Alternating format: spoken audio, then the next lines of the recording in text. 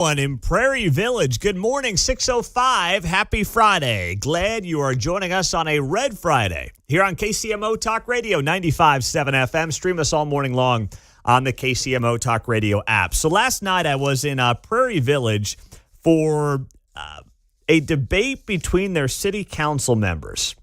And if you're sitting there right now and you're like, I don't care, it's Prairie Village, it's 23,000 people. No. Prairie Village is in many ways a microcosm of all the issues that we talk about around Kansas City in some of our local governments.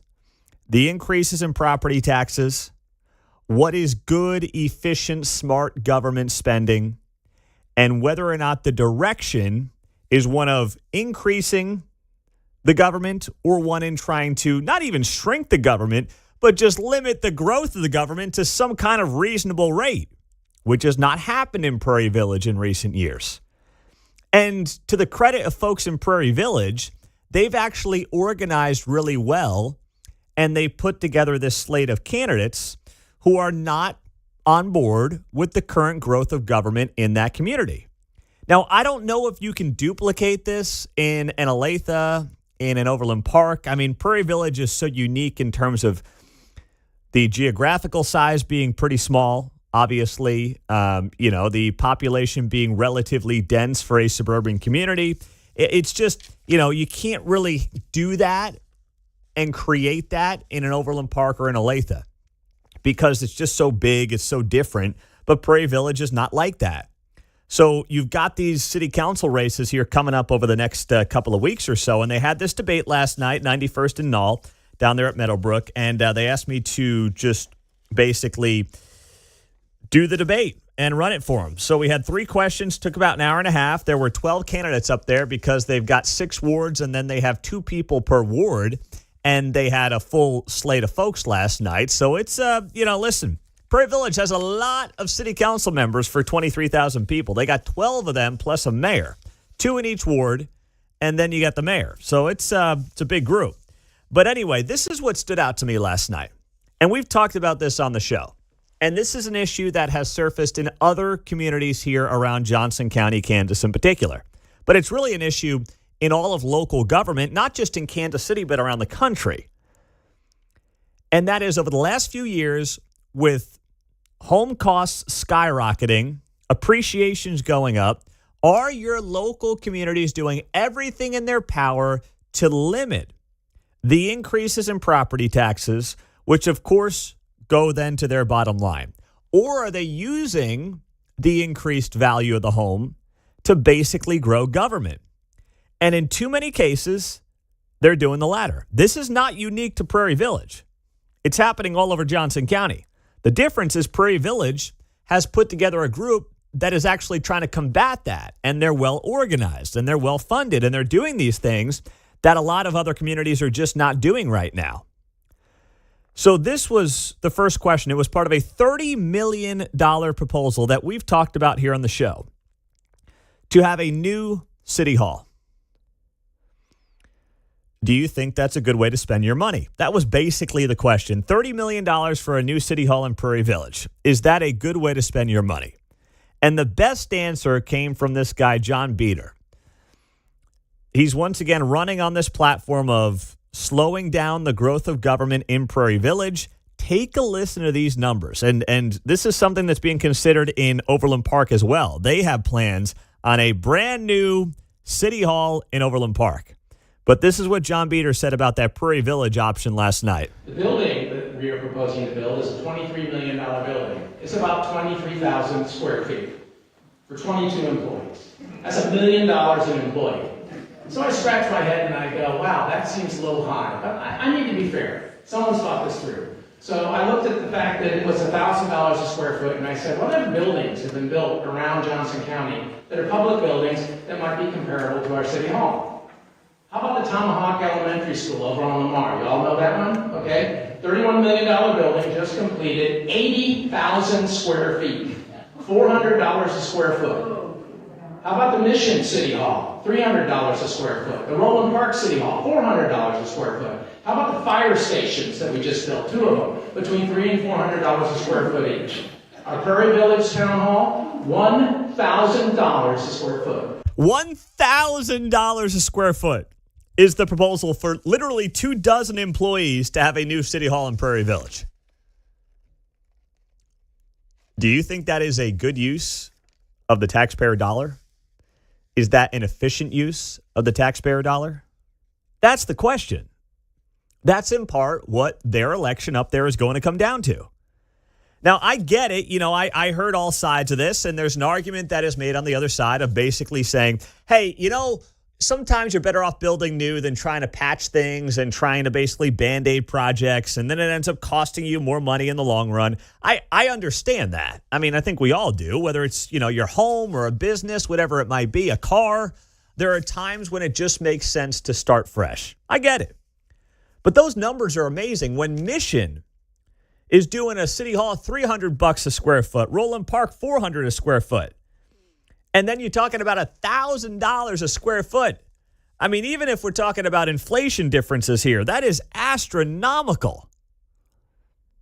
And is that something that makes sense right now if you are a resident in Prairie Village? And this is an issue that will come up in other communities as well. And ask yourself this, as just a regular resident in whatever community you're in right now. When's the last time you went to your city hall anyway?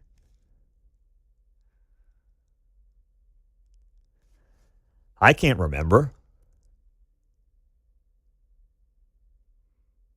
No one moves to a community because it has a really nice city hall. I'm not saying you want a building that's falling apart.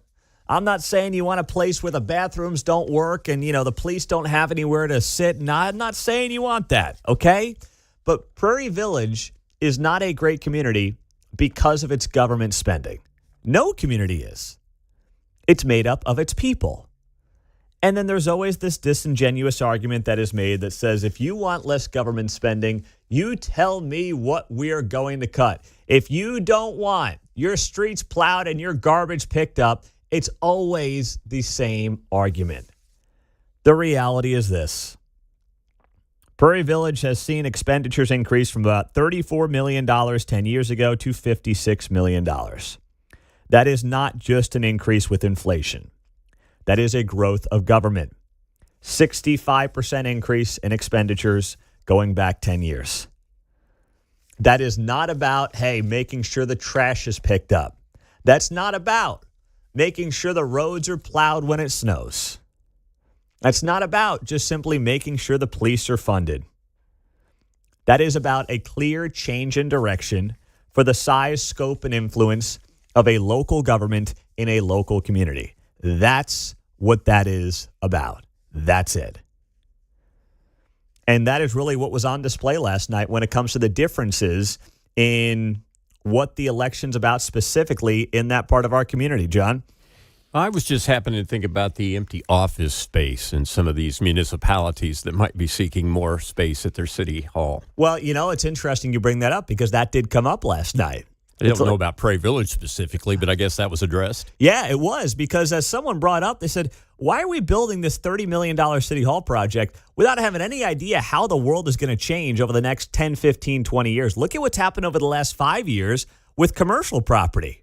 I mean, you can't give it away in certain parts of town. Mm-hmm. Now, for 24 employees, we got to build a new city hall at $1 million per employee. That just seems nuts. Now, I lived in Overland Park for a while. Their city hall's kind of old. They could use a new one, but what? We got a couple floors here, don't we? Yeah. Right? Yes. I mean, Overland Park's you're a right. prime place where you have retail space open, or not retail, but office space. Yes, you're absolutely right. And apparently there's going to be a proposal here in the next, I don't know when it's going to happen, after these elections probably, $100-something million city hall they want to build in Overland Park. That's coming as well. So Prairie Village just scratching the surface there with this $30 million project. But it was fascinating to watch it yesterday. And listen, there are some good politicians on the other side. I look at some of the folks that were up there last night. A guy like Cole Robinson, he's smooth. He's not confrontational. He's got deep ties to the Johnson County Democratic Party. And, listen, they were all fine people. Like everyone I heard from and met them all. They were all fine people. We may have different views of the world and what's best for local government, but they were all fine people. But some were clearly much more seasoned and much smoother than others. And we'll just wait to see how that plays out. But yesterday, as I'm going up to Prairie Village, I'm dealing with a lot of chaos because we got canceled on yesterday here at KCMO. And I need your help on a Friday to dig out of this. I'll explain what happened coming up next on KCMO.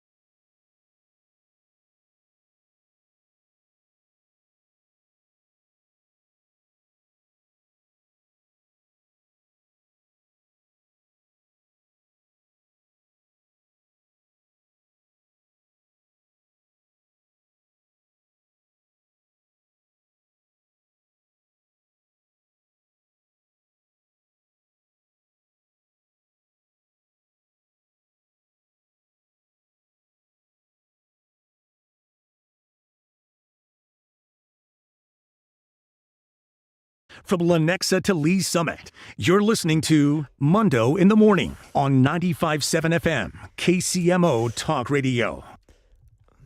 I knew somebody was going to ask it on the text line, 913-408-7957. Pete, was our old pal Larry in Prairie Village at the gathering last night? No, he was not, but I had, a dozen people come up and either say, "Where's Larry?" or "I'm Larry," just to kind of make fun of themselves. But no, we have not heard from our old friend and infamous caller Larry in Prairie Village since sometime around the election of last year. It's been a year. I do hope he's okay. But, man, the amount of Larry and Prairie Village jokes I got last night was, made me feel like we got a strong core of supporters there in Prairie Village, or listeners. I don't know if they're supporters, but listeners for sure. So as I'm going up there last night to this Prairie Village City Council debate, my phone's going nuts because tonight we were scheduled to be at Gardner-Edgerton for the Gardner-Edgerton-Olathe East game. And at the 11th hour, it got canceled on us. I won't speculate as to why. I will just say Gardner-Edgerton canceled at the 11th hour our ability to broadcast their high school football game tonight. And what we do, we do it different from any other broadcast crew in Kansas City that's doing this. We have our professional play-by-play guy, Chris Kamler, who's done some of the biggest events around Kansas City. And then we use a student broadcaster from each team. And it's basically a way to, give future broadcasters a chance to call a game on a big stage. And we call it the Drive to the Game. And it's just not your typical, hey, let's go call a high school football game. We do this once again with student broadcasters. But they're with a professional play-by-play guy who's running the show for us. And Chris has done an amazing job. This is our first year doing this with sportscaster.com. And it's been an awesome partnership. So we had everything lined up at Gardner-Edgerton. Everything was good. And at the 11th hour yesterday, their AD cancels our ability to broadcast, supposedly because another broadcast team was going to be there. But once again, if you knew this for a while, why cancel on us at the 11th hour? I don't get it. But I won't speculate as to why. I'll just tell you that that's what happened. So I'm calling people. I can't get a hold of anybody. And now we're like, okay, what are we going to do? Well, I'm just going to throw this out there. If you have a tie to a team, if you have a tie to an AD who wants to have us out tonight for a high school football broadcast, I'm all ears. We need to fill it at 913-408-7957, or you can email us, pete.mundo@cumulus.com, because you know what? We want to do a game. We love Friday Night Lights. We want to be a part of a broadcast tonight and a game tonight. And if a team wants to cancel at the 11th hour, that's their prerogative, I guess. But we'd like to use our resources to go out there and call a game. And, your kid can score the game-winning touchdown on KCMO Talk Radio tonight. There you go. So we're just basically an open book. It doesn't cost you anything. There's no, hidden fees here or something like that. It's not like signing up for some premium credit card. It's just get us out there. Let us call a game. That's all we got. So we're looking for something right now. 913-408-7957. I am open to any and all of your ideas at this point because it has been a crazy 12 hours or so on this front. And we just want to put the kids in the spotlight, make this community sound great, which we know it is, and call some high school football. That's all we're looking to do. There's no strings attached. There's nothing else to it. So that's where I'm asking for your help this morning at 913-408-7957. That's the text line and our studio line on KCMO. Pete, you got Aquinas Rockhurst tonight. Well, we've done both of those games. I don't know if we were at Aquinas in the opener or if it was on the road. It may have been a road game. I'm not sure. But we did Rockhurst, I think, last week or 2 weeks ago. Mark's really in charge of this whole deal. I signed off on it. But Mark's the guy who's kind of overseeing the whole operation. So he's got to, tell me what exactly is going on. He knows the high school football scene here much better than I do. I'm still learning it. But one of my, some of my best memories in broadcasting was high school football in Northwest Oklahoma going back 15 years ago now and doing those games. So we all know how valuable it is for this community and, of course, for, people on both sides of the state line. So I'm all in. Just start tossing me ideas, and we'll see where it goes. All right? So, Mark, you let me know. As people start calling in and they're giving you ideas, you got to feed them to me if that works for you. Jeez. I didn't think we'd find ourselves here, but you know what? It happens. It is what it is. We're going to make it. We're going to be okay. In the meantime, Sister Jean passing away. Did you see that, man? We thought something might be up when Sister Jean was announced that she was not going to be a part of Loyola Chicago anymore and being on the sidelines during the games. But now, Sister Jean, Loyola basketball superfan, has died at the age of 106. Woo! Would you want to live to 106? I mean, seriously, I don't think a lot about it, being my age. But when I saw the news this morning, I thought, that's amazing. But do I really want to go that long? Or is that something where you step back and you say to yourself, nah, I'm good. I'll take 99. Although if you get to 99, you want to get to 100. So give me 100, and then I'll just call it. I think I'm okay. But Sister Jean really had that claim to fame. She became a folk hero during Loyola Chicago's Cinderella run to the Final Four in 2018. She was born August 21st of 1919. Joined the staff at Loyola Chicago in 1991. Became a part of the basketball team in 94, first as an academic advisor before transitioning to chaplain. And she stepped down from her role in August and then passed away yesterday at the age of 106. God bless Sister Jean. What a run. Unbelievable. And I remember that 2018 Final Four like it was yesterday. I was getting ready to move out here to Kansas City when Loyola Chicago made that run to that Final Four. It was pretty amazing stuff, and good on her. Coming up on KCMO, we are just days away from some of the most important people in the government missing a paycheck, the military. What do we do about it next?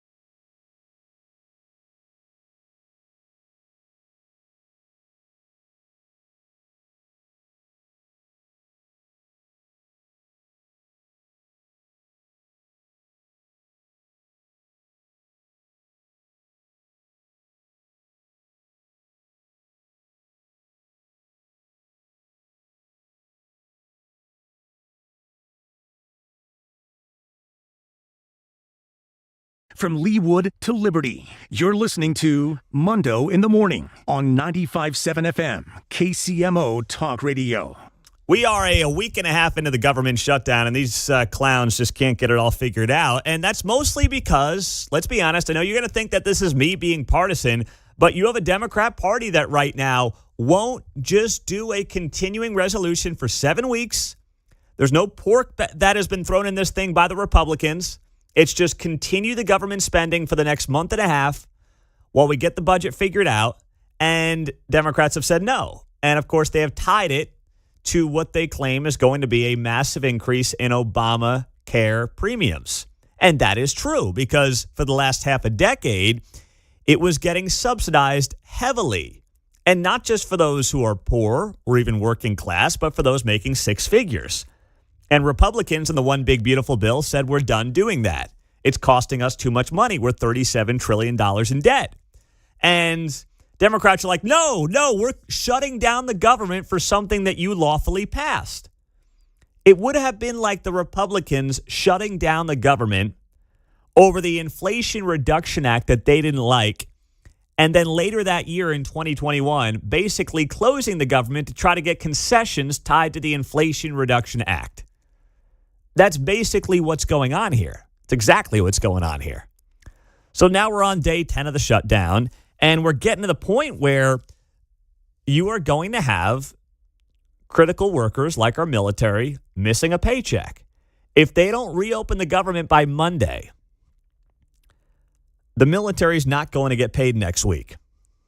That's an embarrassment, especially when Congress is getting paid through the shutdown.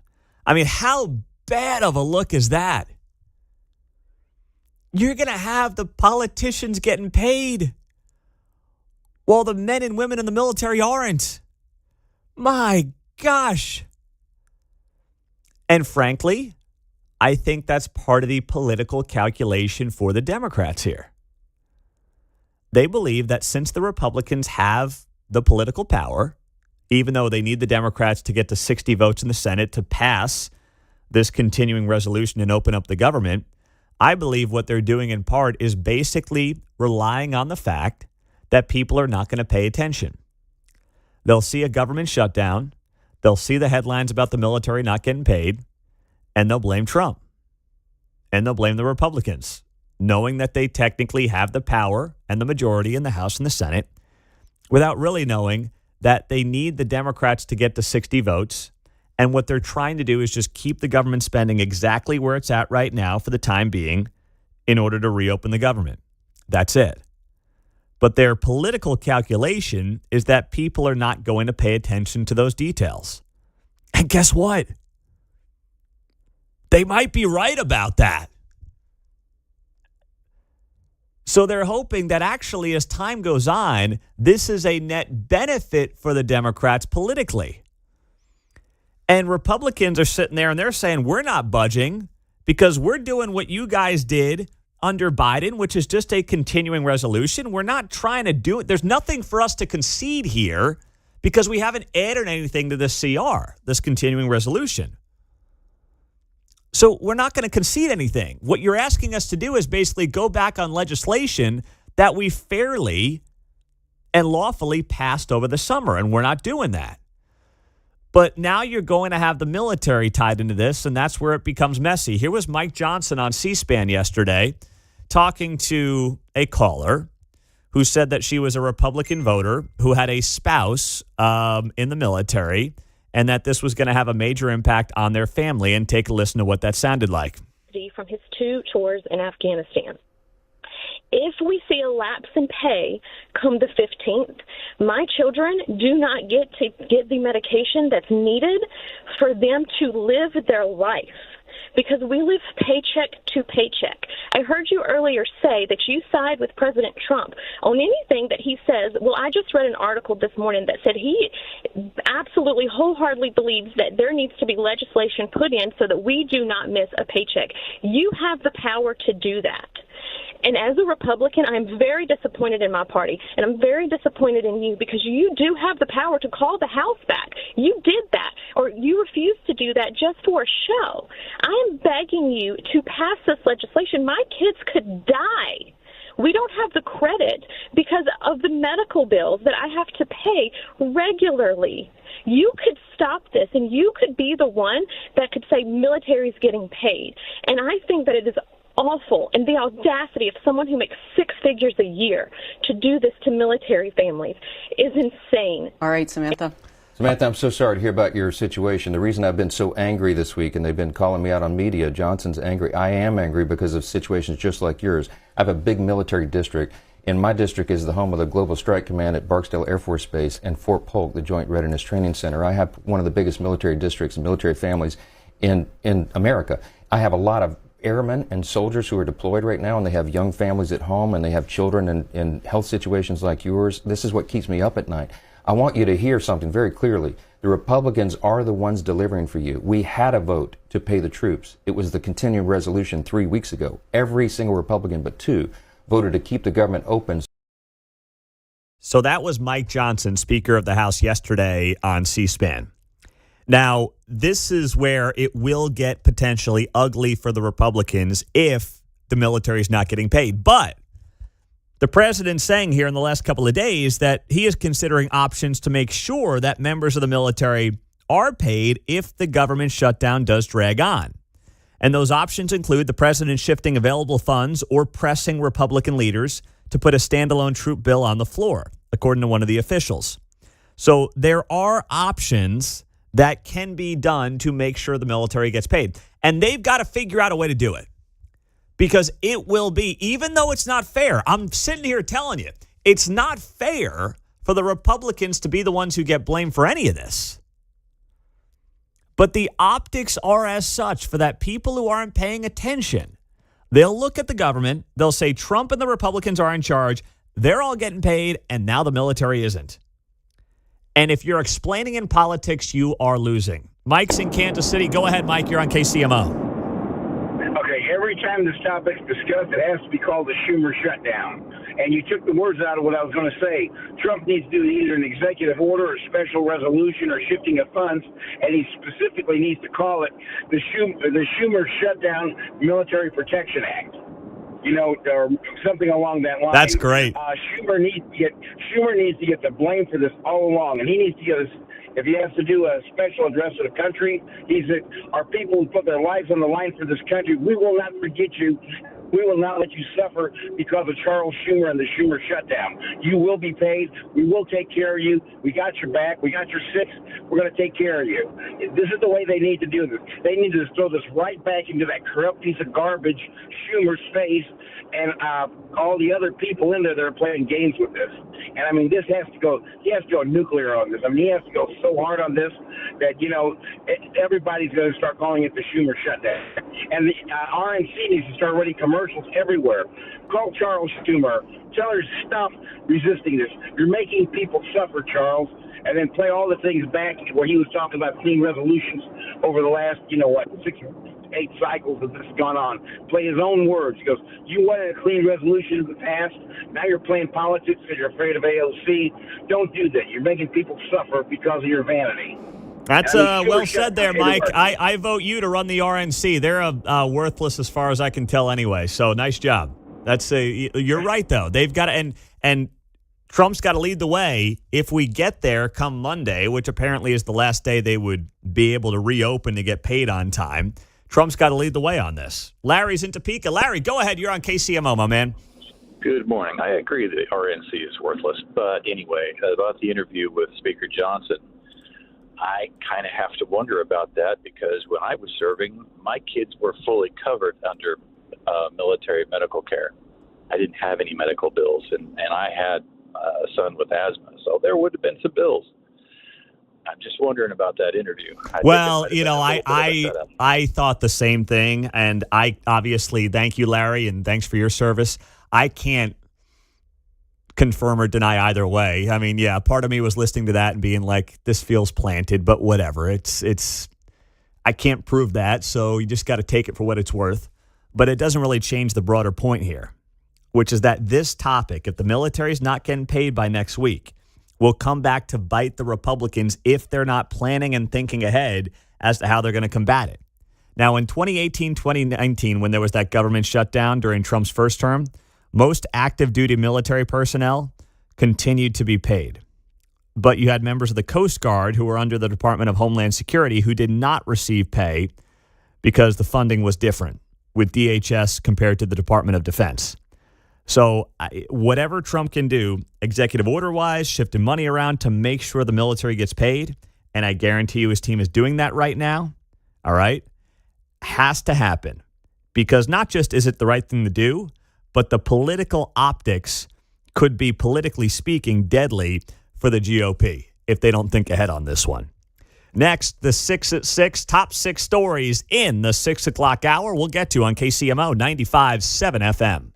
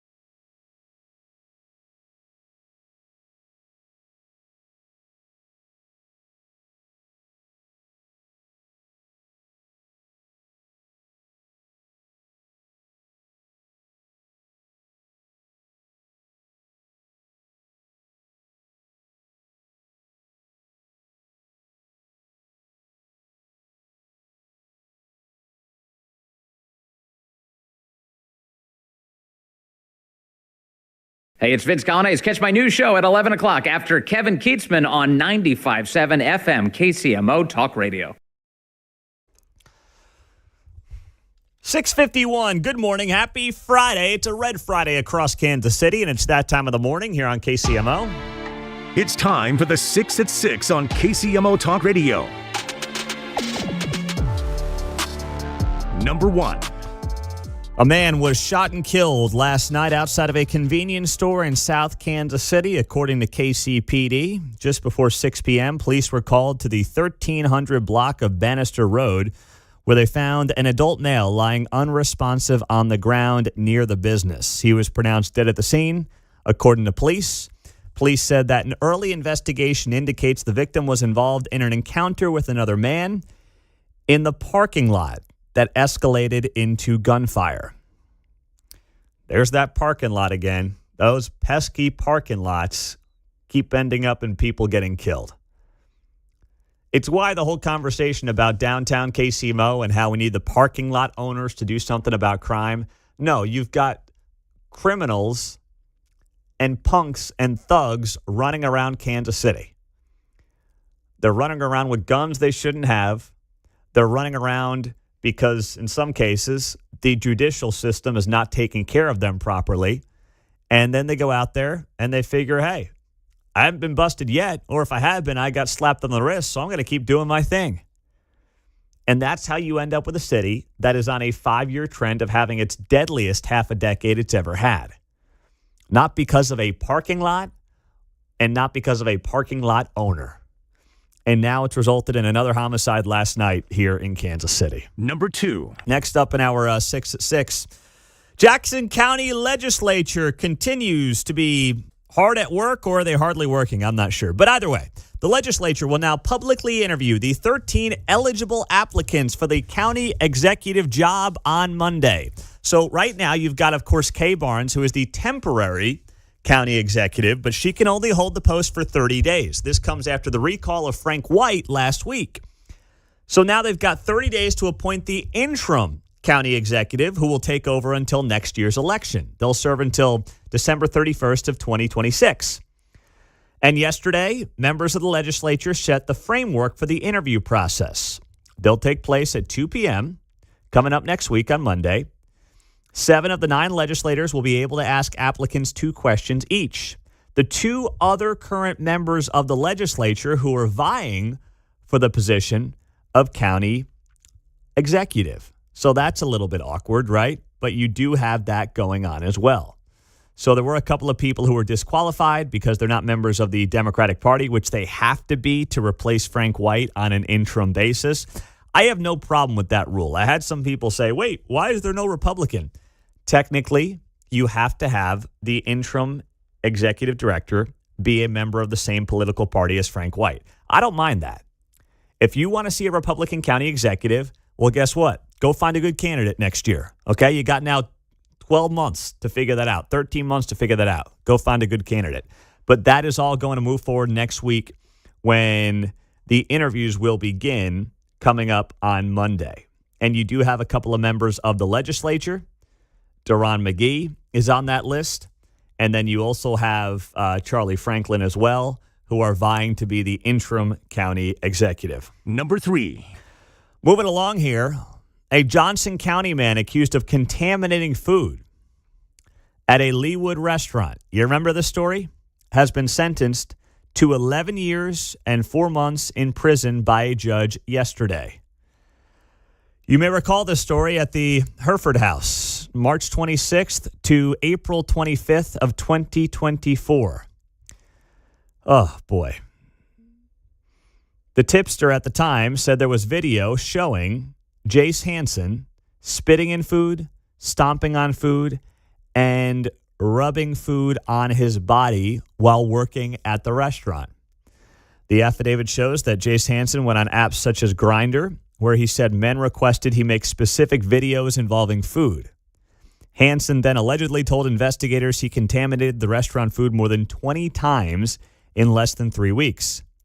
Leawood police said more than 130 people called to report they became sick after eating at the restaurant.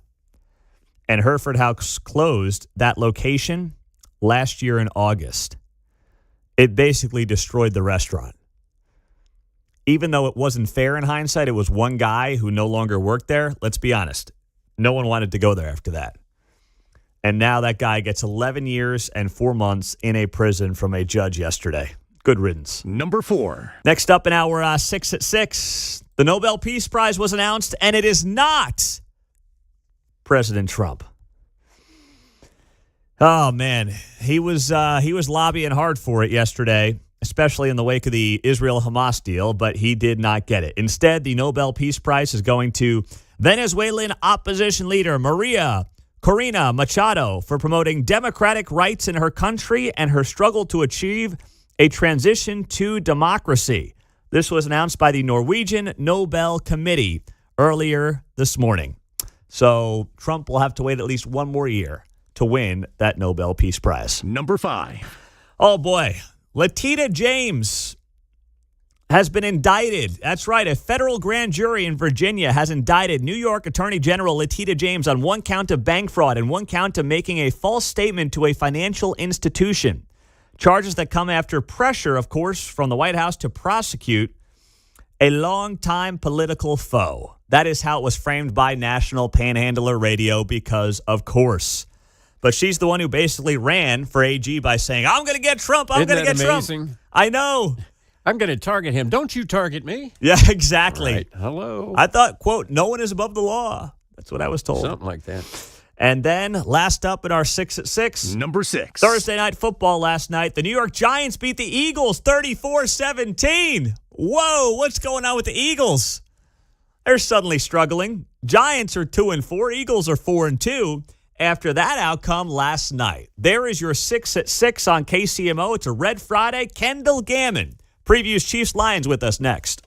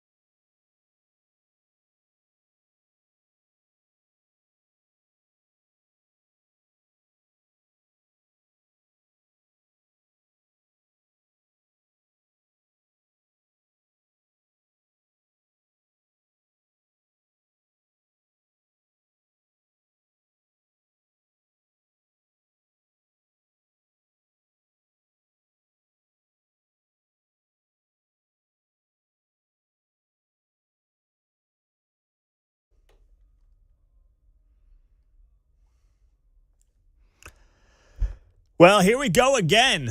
Chiefs on a short week get set to go back to Arrowhead on Sunday and take on the Detroit Lions. Here to talk about it and preview the game is former Chiefs player and our insider, Kendall Gammon. It's brought to you by Xfinity. Sports are unpredictable. The price of your internet should not be. Introducing the 5-year price guarantee, one consistent internet price for 5 years with no annual contracts guaranteed.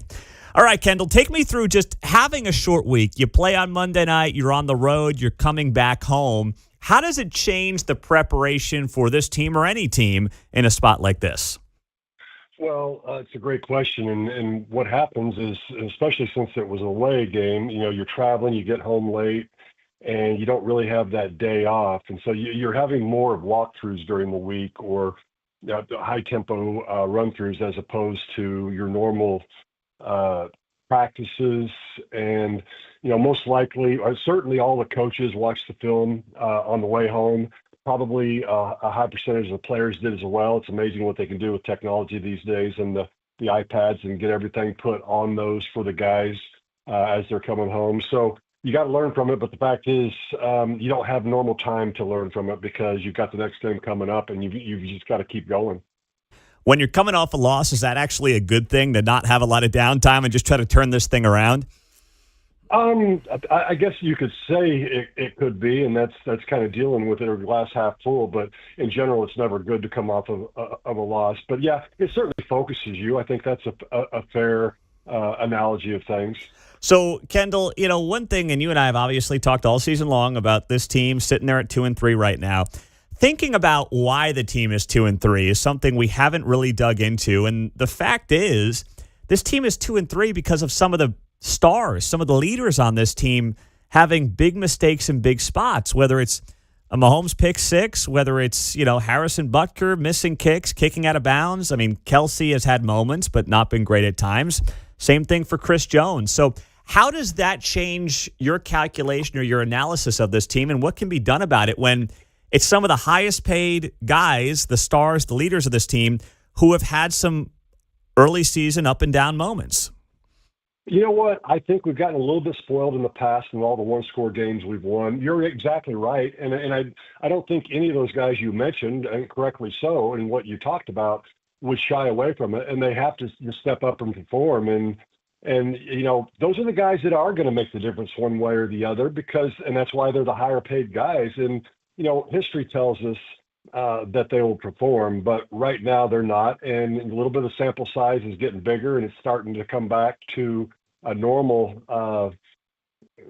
side of things, as opposed to how lopsided it was in the good way for the Chiefs. So it really, I don't know. I don't look at it as the stars, not stars. It's just, the guys that are making the mistakes. And those guys stick out, Pete, because we watch them so much. But make no mistake, there's all kinds of mistakes that have been made by all the guys on the team at some point in time. We just don't hear about it all the time. And those are the guys we watch and focus on. And naturally, your QB, your tight end, your kicker, your wide receivers, those guys, their mistakes are magnified. And they do make a difference in the game, like you mentioned, because I've always said this. It's probably 4 to 6 plays in a game can turn the tide of a game one way or the other, whether it's a team that's 5-0 or another team that's 0-5. Mm-hmm. That's a good point. Now, you mentioned the one-score games, and of course the Chiefs are 0-3 in those so far this season. Last year they were 11-0 in one-score games.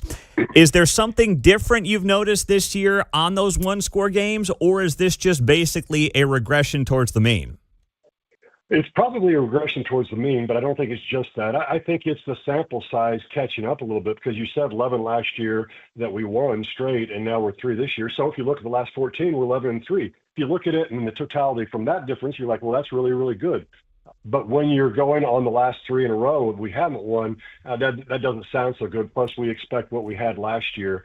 But in general, it is the sample size, but either way, this is all for us to talk about, and it's great. But when you're inside the locker room or whatever, you look at the mistakes, you figure out what you've done, and then you go about your business from there. And you just can't let the past affect the future in a negative way. So now we've got the Lions coming to town. After losing to the Packers in their season opener, they have won 4 in a row. And, I mean, this offense scoring 52 points, 38, 34, 37. The Lions offense against this Chiefs defense, to me, is the matchup to watch. What concerns you the most on the Lions offense right now and how the Chiefs are going to handle it? Yeah, there's a lot there. Certainly, Jared Goff, the QB, is playing at a MVP level right now. He's completing 75% of his passes, has almost 1,200 yards, and then the ratio 12 TDs to 2 interceptions. That's a big deal. But probably the thing that really concerns me is the run game. When you've got Jahmyr Gibbs and David Montgomery, so now you can rotate those two, which is what they're doing. They have about the same amount of carries, about the same amount of yards, 325 and 310. That's a big deal because now you not only have good backs in the backfield for the offense, but you have fresh backs as well because you can move them and of course or rotate them. And of course, the Chiefs in the front line, defensive line, they've talked about this week. They've got to play better, not just in last week's game, but in general. And so I think that's really where it's always at, is in the trenches. And defensive line wise this week for Kansas City has to come to play because if they get up by very much, they'll just run the ball, and Jared Goff may not throw a pass for a while because they've done so much of it and they've been so successful. So basically, stay out of the early hole. This is not a game where you think the Chiefs are going to be able to come back in. I don't. That's a good way to put it. And the Chiefs always have a chance anytime you've got number 1-5 back there. But yeah, if there's a team that you don't want to get down by more than one score, this would definitely be it. All right, Kendall Gammon on KCMO. What do you like on Sunday night? Give me a score for this game. Yeah, I'm really surprised that the Chiefs are still favored by it's either 2.5 or 3.5, but I've got them winning 24-23. I just think after the loss and the refocus, and anytime you're at Arrowhead, it's hard for me to pick against the Chiefs at this point in time against anybody when you're playing in Arrowhead. So I've got them, like I said, 24-23. 24-23. And how about this too, Kendall? Look at the Eagles. I mean, they lost again last night. So this league is just, I know we're all freaking out about 2 and 3, but man, this league is not built to have teams go 16-1 and, just win all these Super Bowls in a row. It's not how it's structured. You know that well.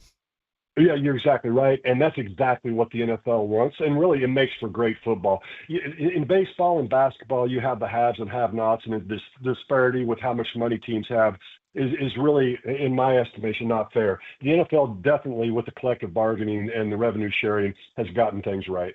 There you go. Kendall Gammon, we'll talk to you on Monday morning, my friend. Thanks so much for being here. Sounds good. Take care. Kendall Gammon. Great to have him on KCMO Talk Radio, 95.7 FM. Are we getting some predictions here? Let's do it. Should we? You want a prediction there, Mark? Give me something good. I think that the Chiefs are going to win this one. If you haven't seen the Lions injury report, they're missing 2 cornerbacks this week.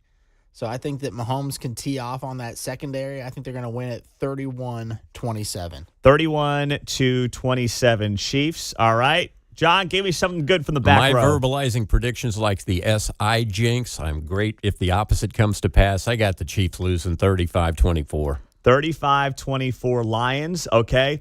John, I'm backing you up, man. I'm going Lions on Sunday night. Mm-hmm. I'm going to go 31-24. Lions get the win over the Chiefs at Arrowhead Sunday Night Football. I like Kendall's point. There's quite a few things to fix on this team. I don't think they all get fixed very quickly. Yeah, but Mark, the eternal optimist here, this guy, he's going down with the ship. He's if Mahomes can't beat these guys with 2 missing cornerbacks, it's going to be tough. Well, he's got to get wide receivers who know how to get open, True. I mean, Rasheed's not back yet. This is the last game without Rashee Rice. He comes back next week against the Raiders. Tyquan Thornton touchdown incoming. Where's Roger Marshall? I'm calling it. Roger Marshall's man, Tyquan Thornton. And during the Mahomes pick 6, do you see Tyquan running down the sideline? Yeah. He didn't want to give them a touchdown.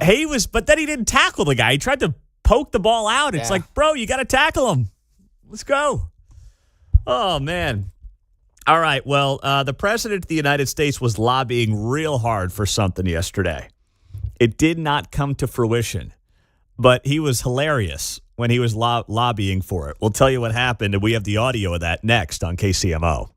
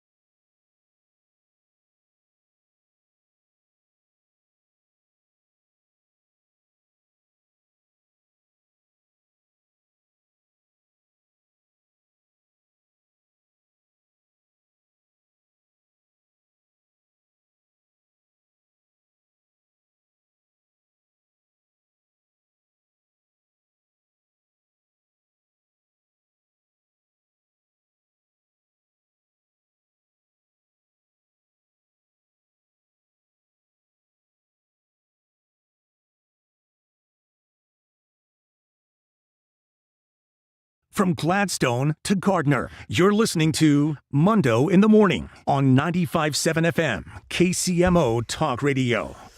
Well, the president did not get the Nobel Peace Prize. He made a big push for it yesterday. He was like the college basketball coach on the eve of March Madness who thinks he might miss the tournament, just like lobbying real hard and making a strong play, being like, here's my resume. Let me in. Let my team in as an 11 seed, please. That was the president. The difference is the president had a real case to make. All right, when you get those guys on March Madness who are like, we must get in. We're the 68th best team in the country. It's like, guys, 68 teams make this darn thing. You had 3 months to figure out how to get a couple more wins. I don't feel sorry for you. But Trump had a strong case to win the Nobel Peace Prize, especially in the wake of what happened this week with this deal between Israel and Hamas. But it was announced this morning by the Norwegian Nobel Committee that the Nobel Peace Prize is going to Venezuelan opposition leader Maria Corina Machado for promoting democratic rights in her country. But it doesn't take away from the president making the case yesterday as to why he deserved the Nobel Peace Prize, and also making sure that he took a shot at Obama along the way, because of course. I know this, that nobody in history has solved 8 wars in a period of 9 months. And I've stopped 8 wars. So that's never happened before. But they'll have to do what they do. Whatever they do is fine. I know this. I didn't do it for that. I did it because I saved a lot of lives. And that's the thing that bothers me so much about the Russia-Ukraine. 7,000 people are dying a week. Young soldiers. They're almost all soldiers of Ukraine and Russia. So in theory, it doesn't affect us, no, but it's a terrible thing. And we'll get that solved too. But nobody has ever done 8 wars. Nobody's done 8 wars in 30 years, let alone 9 months. All right. So that was Trump yesterday making his case for the Nobel Peace Prize. And some of you are like, all right, what are these wars? I'm just going to run through them real quick, and then you can do the research on your own time. Armenia and Azerbaijan, Rwanda and the Democratic Republic of Congo. You've got Israel and Iran on the list as well. India and Pakistan, Egypt and Ethiopia. So those are the big ones that the president says, of course, he has ended. And now, of course, you've got Israel and Hamas on the list as well. But those are when you're like, what is he talking about, 7-8 wars? Those are the highlights of what he's referring to there. And there's no doubt that he's done a very good job. He has brought, in many ways, peace back to the world stage and order back to the world stage, because we're done with the substitute teacher who was there for the last few years. Come on, man. But of course, the president also made sure that he took a little swipe at Obama, who won the Nobel Peace Prize in 2009. He got a prize for doing nothing. Exactly. Obama got a prize. He didn't even know what he got. He got elected, and they gave it to Obama for doing absolutely nothing but destroying our country. No, he was not a good president. The worst president was Sleepy Joe Biden. But Obama was not a good president. Are you going to do something with the They gave him a prize. How many months after he won the election, then they gave him the Peace Prize, right? It was right before he was elected. My election was a much more important election. Oh, man, he never disappoints on this stuff. He just never disappoints. Obama didn't even know why he got the Nobel Peace Prize. Well, to take you back to that time, Obama in 2009 got the Peace Prize for his promotion of nuclear non-proliferation and a new climate in international relations, especially in reaching out to the Muslim world. It was an absolute bunch of BS is what it was. It was. They wanted to give Obama a peace prize. They found a reason to do it. Basically, he went around the Middle East and apologized for American exceptionalism, and he bowed to all those, third world dictators on the other side of the world, and they were like, oh, that looked good. Let's give this guy the Nobel Peace Prize. So he's actually not wrong at all, but of course he does that in a very Trumpian way, and you can tell it ticks him off that Obama's got a Nobel Peace Prize. Obama doesn't even know why he got a Nobel Peace Prize, he says. And he does not have one yet. You just know that is clearly still under his skin. And you know what? Of those two guys, I guarantee you that Trump deserves that Nobel Peace Prize based on foreign policy and foreign affairs far more than Obama ever did. And it annoys him. It absolutely annoys him. And he'll have to wait at least one more year for that Nobel Peace Prize. So we'll see what happens next year. It says a lot, of course, about, the committee is what it really says a lot about and how they operate. Coming up on KCMO, it's a Friday. We're rolling till 10 o'clock when Kevin Keatsman Uncanceled takes over. A local fraternity at a major university is catching a lot of heat. I don't know how fair it is. We'll tell you the story. And also, I want to get your worst hazing stories or best hazing stories next.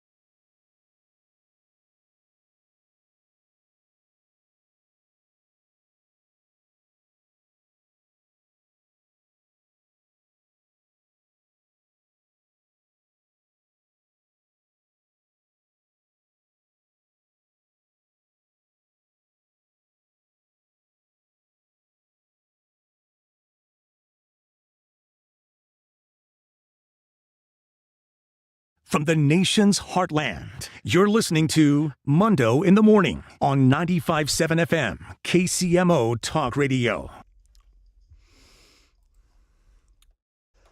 Well, this was the lead story in the Kansas City Star last night, and it's KU sanctions a fraternity, SAE, Sigma Alpha Epsilon, over an underclassman who was hospitalized in the first day of classes earlier this year. So I'll tell you what happened here coming up, but I was reading this story last night after I got back from the Prairie Village City Council debate that I was moderating last night, and I told Kate, I said, hey, guess which fraternity is finding itself under sanctions over at KU over something stupid that happened? She's like, SAE? I'm like, yep, it's always SAE. It's always those guys at SAE. They were the ones at Villanova. Same exact thing for us. They were the knuckleheads who were always just pushing the limits there, John. At least that was my experience at Villanova with SAE. Those things kind of turn over the years, but I know what you're saying. A house will get a reputation over, a period of a class going through there 4 or 5 years maybe, and sometimes they turn and they're just the opposite, but sometimes they're 20-year traditions. Well, exactly. So here's what happened at KU, and I do want to, if you're willing to do it, listen, the statute of limitations for most of you is long gone, so you can share what you want to share at 913-408-7957. If you have a great story, now I don't want to hear about people getting hurt in a perfect world, but your best stories from pledging, we'll get to that coming up here. I know you might have a couple there, John, from your heyday at Baker. I imagine they're illegal now. Oh, jeez. Well, one of them's not. Well, put a pin in that one, all right? We're going to get to it. That's a good tease right there. No, I just have some things of the way we had to answer the phone. Oh. That one wasn't physical. There was another one I'll do real quick. We got... The guys in the house decided that the new guys pledging didn't hang out together, so they put us together in different groups than the cliques they saw us hanging out in. Took us out of town somewhere. We couldn't see where we're at. Dumped us out, said walk back, sign in, walk to the house, sign in when you get back, right? So we all had to work together with guys they had seen as not necessarily associating with. So it had a purpose, but it had a funny ending in my case. All right, well, hang on to that. Here's what happened at KU. According to an anonymous report, an older fraternity member forced a younger fraternity member inside of a coffin. And apparently what happened here, there was no alcohol or drugs involved as far as we know, but a pledge was stuffed into a coffin in the SAE house and had a full-on panic attack. So I don't know if they take the kid out of the coffin. I don't know how long he's allegedly in the coffin. We don't know. I don't even know why they've got a coffin in the SAE house. What is going on here? Yep. So they put this kid in the coffin. He has a full-blown panic attack. It's right after school starts. He's a freshman. And all of a sudden they go to find him, and he's in the coffin, and apparently he's not breathing. So they called 911, and they start doing CPR on the kid. Of course, eventually the paramedics show up, and thankfully the guy was okay. The family's not talking. The kid's not talking. There have been sanctions put up against SAE by KU issued here just in the last couple of weeks, but no one's really saying anything about what happened here. Even the house mother is like, hey, I didn't see it, but I know there were no drugs. There were no alcohol involved here. I got my kids back. They did nothing wrong, and this is just an unfortunate incident. But no one is really talking over there at KU about what exactly happened here. So all I know is this. Of all the things that you could do to me as a pledge, when I pledged at Beta Theta Pi at Villanova, going back, what was that, 07, I guess, there wasn't much that bothered me. There was nothing over the top. But if you had put me in a coffin for any period of time, that would have freaked me out. That is Likewise. Something that, it's not about drinking or, doing God knows what. But that claustrophobic feeling would have freaked me out. I'm not saying I would have had a panic attack and passed out, but that would have been one of the worst things you could have done to me. Stick me in a coffin for some extended period of time. I probably would have tried to take a nap, which I'm pretty good at doing fairly easily. But even then, I can't blame this kid one bit. I just can't do it. And I'm sure they've done it to a bunch of kids. Stick him in the coffin for a half hour. He'll be fine. No drugs, no alcohol, anything like that. But the wrong kid, you know what? This is exactly what's going to happen here. I can tell you what happened, too, during Rush. Hey, I hear you guys put people in a coffin. No, we don't. You think I joined this house? If we... You're right about that, crap man. That went on there. You are so right about I know that. how that transpired. The one thing I remember was one of the last things we did when pledging. We were in the basement of the Beta House. And I think there were 10, 11, 12 of us in the pledge class.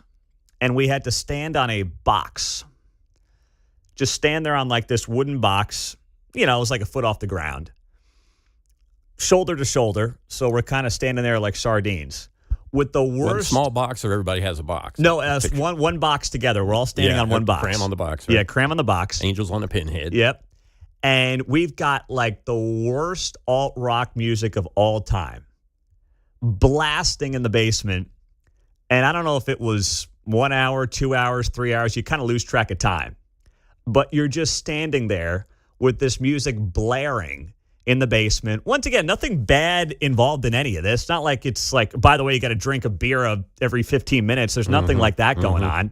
It's just stand there on this box for however long it was, shoulder to shoulder with your pledge mates. And basically when they say it's over, it's over. And I don't know how long it lasted. I was trying to think about it last night. I don't know if it was an hour, 2 hours, 3 hours or more. But it was memorable. It was memorable. And I'm like, man, it reminded me of what they play on one of these crappy radio stations in Kansas City that, Mark might have used to work for or something like that. But it was horrible. Alt-rock, like the worst alt-rock you could ever imagine, just blasting for hours while you're standing there in a box, John. It was terrible, man. I hated it. Yeah, I was before you a little. I guess we didn't use music so much as a torture device. It was just it was all kinds of things. The way you had to come in, enter the house during Hell Week if you were a pledge. There was a special way to enter the sacred portals, if you will. Yeah. We had to answer the phone in a certain way. Through the grace of God and the genius of Alexander Graham Bell, you've been connected with the Gamma Theta chapter of Delta Delta. Whoa, that's There's a whole pretty lot good. more, but you end up with what kind sir or miss may I do for you. There's a little bit in there about being a pledge and being the lowest of the lowly low, lower than the deepest depths of the ocean blue. That's good memory by you. 65 years old, that's pressed in my brain. 65, and you still got that down pat, John. That's if good. I got any brothers listening, and you're not doing that now, write that down. I saw one of your pledge brothers last night in Prairie Village. There you go. Our good buddy Dale Blake was out there. Yep. Dale probably knows the phrase, too. I'm sure he does. All right. Now, what if they get out the boombox and they start doing Bad Bunny at you? If they put Bad Bunny on, I'm dropping out, man. I'm done, all right? I wouldn't be in Beta. And if I didn't join the fraternity, I would have never met my wife. The only reason we met is because after I got done pledging, we had our fraternity formal, and I needed a date because the girl I wanted to invite blew me off and didn't invite me to her sorority event. So I'm like, you know what? I'm not inviting her to mine. And I'm like, all right, but I got to invite somebody. So one of my buddies says, you're going to go on a blind date with this girl. She was a junior. I was a sophomore. And the rest is history, as they say. 3 kids later and, 5 states later, here we are, John. I'm smiling to myself here because I remember the date sign-up sheet. Did you guys have that? No. Okay. Guys would sign up who they're taking, and you would, try to help a buddy out, a brother out or something, and maybe there's 6 alpha guys going, and you can get a 7th sister to join your other brothers, blah, blah, blah. So I'll have to tell you off the air some of the comedy that would go because, there's graffiti all over those.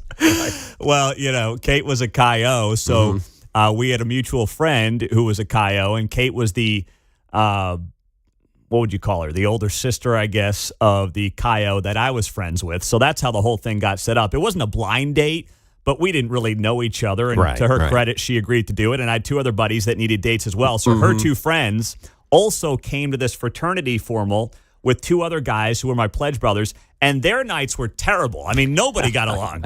And then they were like, "How was your night?" We're like, "Actually, it was pretty We've been good." married in about 15 years, if you knew. Yeah, exactly. Right. I was like, we actually enjoyed each other. It actually went pretty well. That's pretty good. And that was It's like 18 years group ago. date thing that kind of went into effect there. You're like, yeah, I don't know this chick. Can you can stay? Let's just hang together. Come and sit at the table. Well, she wasn't going to go with me unless two of her friends could go Yeah, as well. right. So, and I Yeah. understand that. You know, I totally get it. But thankfully, it worked out. And that's the only. I wasn't really heavily involved in the fraternity at all. I took notes one semester, and that was it. I was the secretary. But I don't really have any close friends from my time in the fraternity. But I met my wife out of it, so I figure that's a big win. That's about all I got, though. The great dynamic is that the freshmen and the new members, they get hazed. So then when you're in the house at your first year as a sophomore, you can't wait to deal it out, right? By the time you're a junior, you're dating somebody and doing something like, I don't got time for this. You know, but it's weird because I pledged as a sophomore, and then you're right. When the next class comes in, some guys are just, getting off on the Gung-ho, idea. yeah. And I don't know, man. It never really... Right. I didn't care. I was Right. like, do whatever you want, but I was really not involved with kind of the next pledge classes and how that all worked. It wasn't my thing. You see the group dynamics in play there with a bunch of guys. You got a I few know. knuckleheads that are like, wait till I made my turn. I know. Yeah. I know. And it's always the most insecure D-bags, too, that just get off on that stuff. 7:45. It is great to have you here. Happy Friday morning. Glad you're joining us on KCMO Talk Radio, 95.7 FM. I'll get to some of the wild woke stuff I was listening to last night when I was in Prairie Village and moderating this city council debate. It was wild. But coming up next, we are at the phase of, wait, I thought we didn't do that. Wait, people told me that this wasn't really happening. Oh, it is happening, but it's not really happening that much. I'll tell you what I'm talking about on that front next.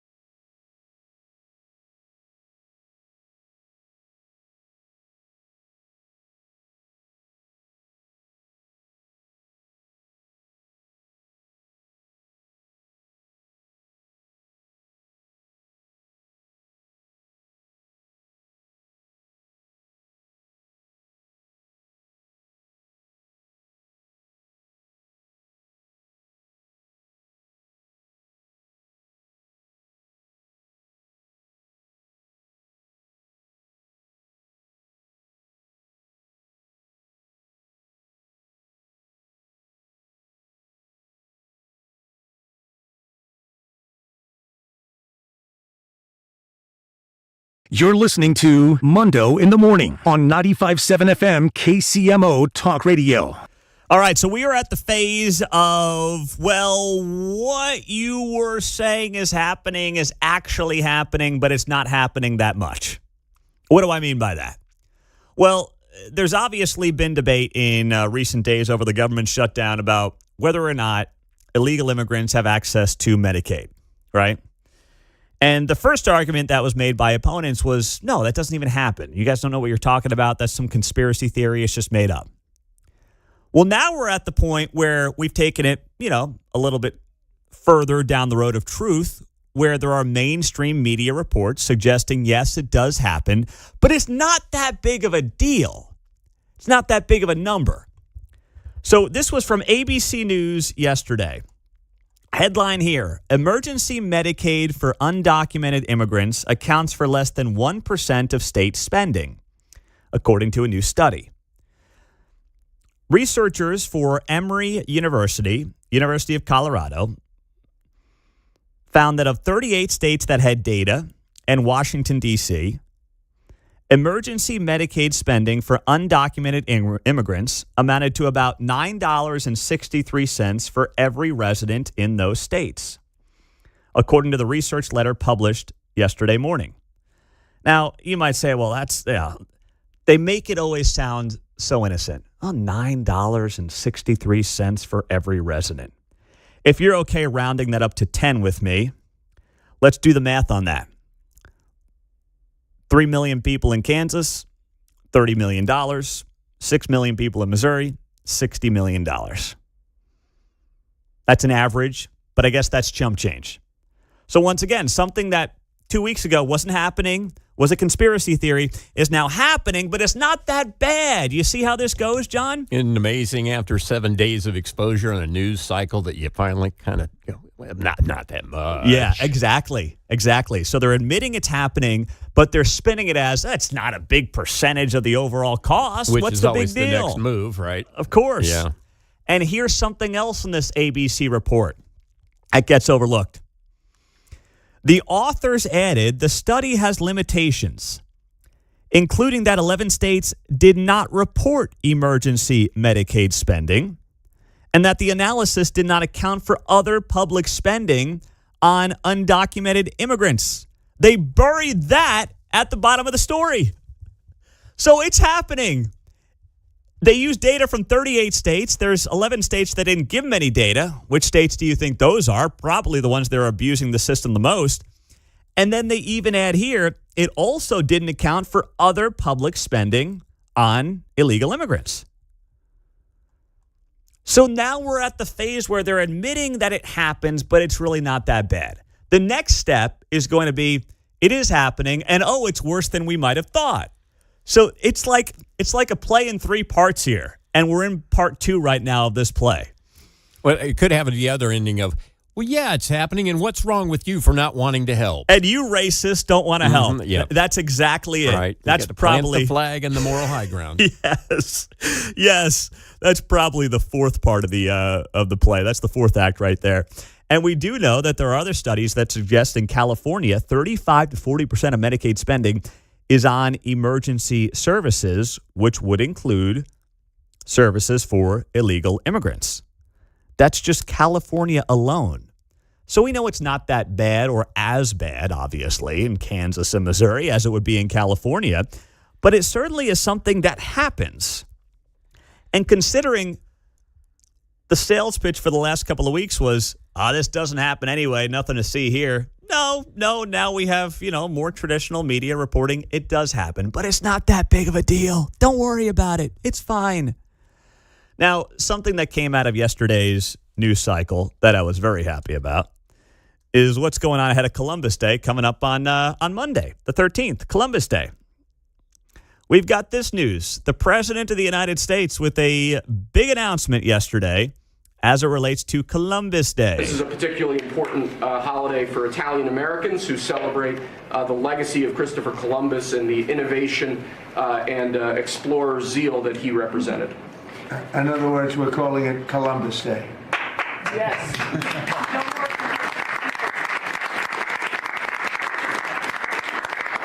That was the press that broke out in applause. Can you believe that? I've never seen that happen before. The press actually broke out in applause. Good. Columbus Day. We're back. Columbus Day, we're back, Italians. We love the Italians. There you go. We love I love the Italians. There was Trump yesterday. Bringing back Columbus Day. Indigenous Peoples Day is out. Columbus Day is back, baby. Woo! Buca de Beppo. We got that bit there where he gets some carbonara. There Lots you of go. peas. I love it. Columbus Day is back. You got That's coming up on Monday, a federal holiday since 1892. Columbus Day is in. Indigenous Peoples Day is out. And this is exactly what I voted for. Just saw on YouTube the Sopranos clip where Dante gets a little pissed when they try to cancel Columbus Day. That's a great episode. Or yeah, I think that's the same episode where Tony is yelling at his kids, "In this house, Christopher Columbus is a hero." Yeah.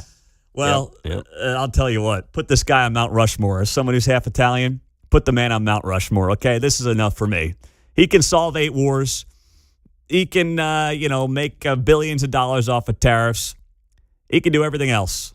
But you bring back Columbus Day in our house, he's going on Mount Rushmore as far as I'm concerned. Coming up, we'll get to what happened in Prairie Village yesterday. I was up there for a city council debate, and I got this gem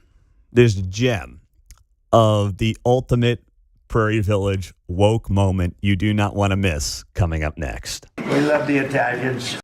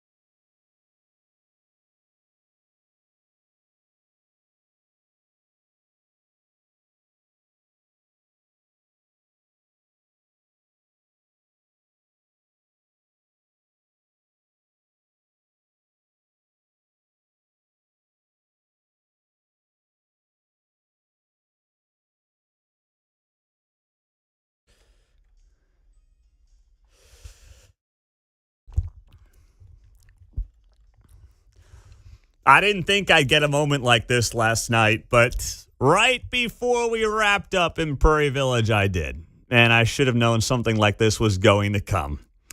So I'm moderating this debate last night in Prairie Village. You've got 6 seats open on the city council. So there were, I think, 11 candidates there last night of the 12 possible candidates. They have 6 wards in Prairie Village, so you've got 2 people running for each ward. And it was a really good event. I thought everybody handled themselves very well. You had basically the faction, they call themselves PV United, and they're the ones who are basically looking to shake up the status quo. They're more of a smaller government, less spending group. And then you've got the folks who are, I don't know what you want to call them, more of kind of the mainstream, the establishment folks, kind of the way things are going in Prairie Village is all great. Let's just keep it going. Yes, they've increased their expenditures 65% the last 10 years, but everything's going well, so don't screw it up. That's kind of the approach of the other side. And I was just there to moderate, wasn't there to pick a side. And I met everybody who was there last night in terms of the candidates, and they were all very pleasant people. Even those I know that I disagree with on things, they were all very pleasant. I mean, the one thing that I hope comes out of this, because from what I've heard, things have gotten hot and heavy up there in Prairie Village, is everybody just brings the temperature down. And I thought that the candidates, by and large, did a good job of bringing down the temperature last night, which I respect them all for doing. And they were all very nice people. Some were better politicians than others, but they were all very nice people. But there was one moment at the end that really stood out to me. And I couldn't believe what I was hearing. One of the candidates running, her name is Shelby Bartelt.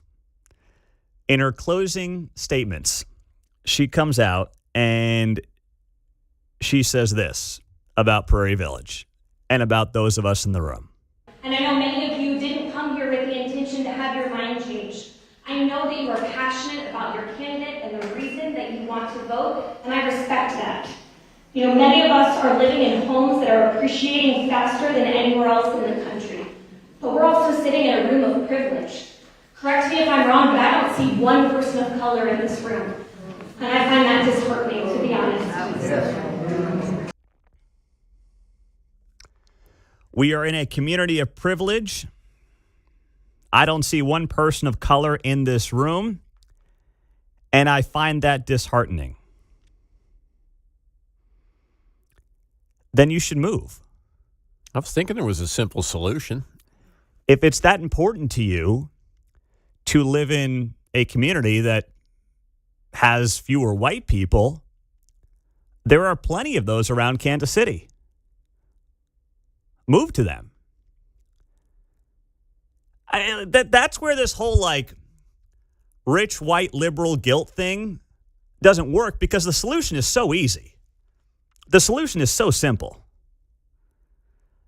Now, when you say Prairie Village is a place of privilege, I mean, that's true from the standpoint of when you talk about, the economics, when you talk about, the demographics. Okay, it's a community of privilege in the sense that everyone there theoretically does pretty well. Financially speaking, that's absolutely true. And if it ended there, I probably wouldn't have played the clip, because that would have kind of been toeing the line, right? Whatever. But when you say it's a place of privilege, which once again, I would say most of those people worked hard, busted their butts, they do well for themselves, and they have every right to raise their families in that community because of the hard work that they have put into their careers, which, they've sacrificed theoretically to do, and they choose to live in Prairie Village. Good for them. Nothing wrong with that. That's America. But to take it one step further and say, I don't see any non-white people in this room, and I find that disheartening. Okay. Well, you could go down 71st Street, turns into Gregory Boulevard. You could hit Troost, and then you could find yourself in a much different neighborhood, and you could gladly live there. That's your prerogative.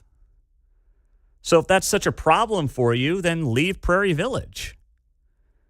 Right? It's not like Prairie Village has some rule about you can only be white to live there. There's no exclusionary practices going on. I know some realtors that do a lot of work in Prairie Village, and I confirmed with them last night, nothing that says you can't live in Prairie Village if you're black, Hispanic, or Asian. So, I did get confirmation. I wanted to make sure I had my facts right before I jumped on the air, but there's nothing that says you can't have that person live next to you in Prairie Village. Just checking there, John. Well, the shame fairy always comes around to wave her wand there on the little thing, but sometimes it's misapplied where you're like, dude, not even close. I know. Right? I know. And I'm like, oh, no. And that's where, listen, there were she was going for points and thought everybody was going to feel bad. I heard the murmur. I was a bit curious to see what people were doing. Yes, I know. So you could tell there was kind of a groan there. And I literally, I'm standing there at this podium, and I'm making a note. I'm like, well, there's a gem for the morning. There it is. There it is. There's my 8:05 segment right there. I'm like, oh, no, you didn't just say that. It was so painful. But it's funny because there were plenty of other people up there, who don't see the world the way I do, don't see local government the way I do, and that's fine. And some of them were really good at politics. Like, this guy who's on the council, this guy named Cole Robinson, I'm like, I know we don't see eye to eye, but I'm like, he's smooth. He's good. He gets it. He understands it. Wait, so you're saying diversity of thought has nothing to do with diversity of skin color? Oh, what a novel concept. You had people there you disagreed with? Yes. But they kind of looked like you? Yeah. What? Whoa. Oh, exactly. Thank you for that, John. That's a great point. Because the only diversity that matters is diversity of thought. And it was on display last night in Prairie Village, to the credit of everybody involved. But even that wasn't good enough for some people. I couldn't believe it. But it was also par for the course. Somebody had to break out that line. I was just waiting for someone to do it. And towards the end, I was like, no one's going to give me anything good. And then that one came, and I was like, from 3, swish, we got it. 913-408-7957. Randy, what's up, brother? Hey, how are you doing this morning? Happy Friday. It's all good. Yeah, the people over in Prairie Village, maybe the minorities feel that they're better than them. Maybe we're looking at it wrong. Yeah. They want nothing to do with the woke whites, right? So they're not moving there. Exactly. There you go. Have a good day. Oh, that's great, man. That's great. Woo, boy, that's so well done there. Nice job, Randy. Nice job. But there was also another moment where I was like, all right, this is too much. You know what? Let me hold this because you're going to like this. One guy who's also on the city council who's trying to hang on to his seat just took a big stamer on another community in Kansas. And I was like, that was totally uncalled for, man. That was totally uncalled for. And I will share that gem with you coming up on KCMO 95.7 FM.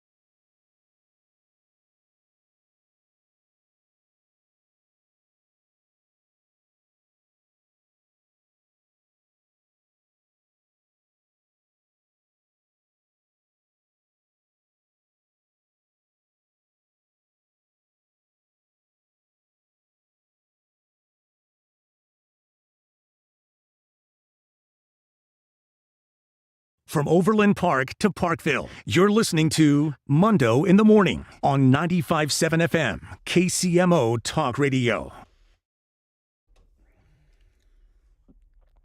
All right, so this was also a gold mine last night at the Prairie Village City Council debate that I was just in charge of moderating. And everybody was really pleasant, very nice. I appreciate them asking me out to do it. And I was just the guy asking questions, wasn't there to be argumentative, wasn't there to, question. I wasn't there to, question what people were saying. Everyone got the same questions, and they got to say what they wanted to say. Do my own Megyn Kelly going up against Trump in 2016 or something like that. That wasn't what I was there to do. But anyway, during the closing statements, this was also something that stood out to me. This guy, Ronald Nelson, is on the city council. And, so he's kind of obviously defending how the city has operated in recent years, the spending, and some of the other things that have been controversial there in Prairie Village. And by the way, I couldn't help but look at the guy, and I just keep seeing Willie Nelson. I mean, that's exactly what he looked like. I just kept seeing Willie. That's all I saw. And I know it shocks you that a guy on the Prairie Village City Council would look like Willie Nelson, but he did. And for some reason, instead of just defending the good work that Prairie Village is doing, he decides in his closing statement to just put on blast a random community in Wyandotte County. Take a listen. We all came to Prairie Village and moved to Prairie Village for a reason. That is because the neighborliness, the community, as Shelby said, the interaction, the people that we want to be with, we want to be around, we enjoy being around, and the housing that we enjoy being around, the parks, the recreation, everything of that comes at a price. Now, if you want to move to Edwardsville and have what Edwardsville has, go ahead and do it. We're in Prairie Village, and we like Prairie Village, and if you want to slash and burn, go ahead, you can move to Edwardsville. That's not Prairie Village. We have what we have because we pay attention to what our residents want and need and desire. Well, that seemed like a very unnecessary knock on Edwardsville. Where are my peeps in Edwardsville to defend Edwardsville right now? But you want to talk about talking down, that is a prime example to me of a douchey liberal mentality of we're Prairie Village. We are not Edwardsville. If you want to be out with the rubes in Edwardsville, go out to Edwardsville. But we are Prairie Village. So that justifies what? Government expenditures being up 65% in a decade? That justifies spending $25 to $30 million on a new city hall for 24 city employees? Just defend the policy instead of being we're Prairie Village, we're not Edwardsville. Yes, you're Prairie Village because of the people, not because of the government. That's why Prairie Village is Prairie Village, not because of people who sit on the city council. And the swipe at Edwardsville was completely unnecessary, and it showed just an elitist attitude that just reeks and stinks to high heaven. And it really was a prime example of what you get from too many people right now in even low levels of political power that lean a certain way. Is this supposed to be an endearing comment? If you want to live in Edwards, what? So if I don't want a $30 million city hall for 24 employees, I should go move to Edwardsville? If I question government spending skyrocketing, I should go live in Edwardsville? Is that what's going on here? What are we doing here? And there was another moment like that from another guy of similar mindset. And his name was Jim Sellers. He's running as well in, I think it was Ward 6 last night. And he showed himself as well when he said this in his closing statement. This is not a given. Again, I've lived across the country. I've seen good, bad, and ugly. much more experience, I would say, than those of you who have spent your entire lives here. It would sadden me to see revolutionary decisions being made in the short term that don't take into account our kids and our kids' kids' impact. See, that's just stupid, douchey politics. You don't get up there and say, I've lived around the country and you don't understand what I've seen. And for those of you who have been here your entire lives, you don't know any better. And as someone who's lived around the country, I mean, I've lived in 6 states. Yes, there are things that you get insight to when you live in different parts of the country or different parts of the world. But what's going on in Prairie Village right now has nothing to do with whether or not you've lived there your whole life or you've moved around the country. But to be the guy that's running for office and be like, I know better than you because I've lived other places. Like, that is just bad politics. That's not relatable. It's not friendly. It's not neighborly. It's talking down to people. And that's where, I mean, I understand these are city council candidates in Prairie Village, all right? They're not running for president of the United States. They're not trained in political communications. But that's just politics 101. Don't talk down to people. Don't talk down to your opponents like that. When you're trying to win people over, don't say, I know better than you because I've done things you haven't done. That's exactly what turns people off about politics. And there was a lot of that sanctimonious stuff going on last night from people who kind of want the status quo. And there were some of them who were, listen, I'm not saying all the people I agree with were rock star politicians. That was not the case last night. And there were people that I disagreed with last night who were very smooth and who did a good job and sold themselves well. I mean, whether it's Cole Robinson, some of the other people as well who are up there who, understand how to do this. But, man, when you hear things like that, go to Edwardsville, or you don't know what you're talking about. I've lived other places. We just want you to pick up the trash. And I don't say this as a Prairie Village resident, but I'm just kind of, sharing the vision here. Just want you to pick up the trash, clean the streets, do the basics of government well, and not waste money, and try to keep property taxes relatively in check.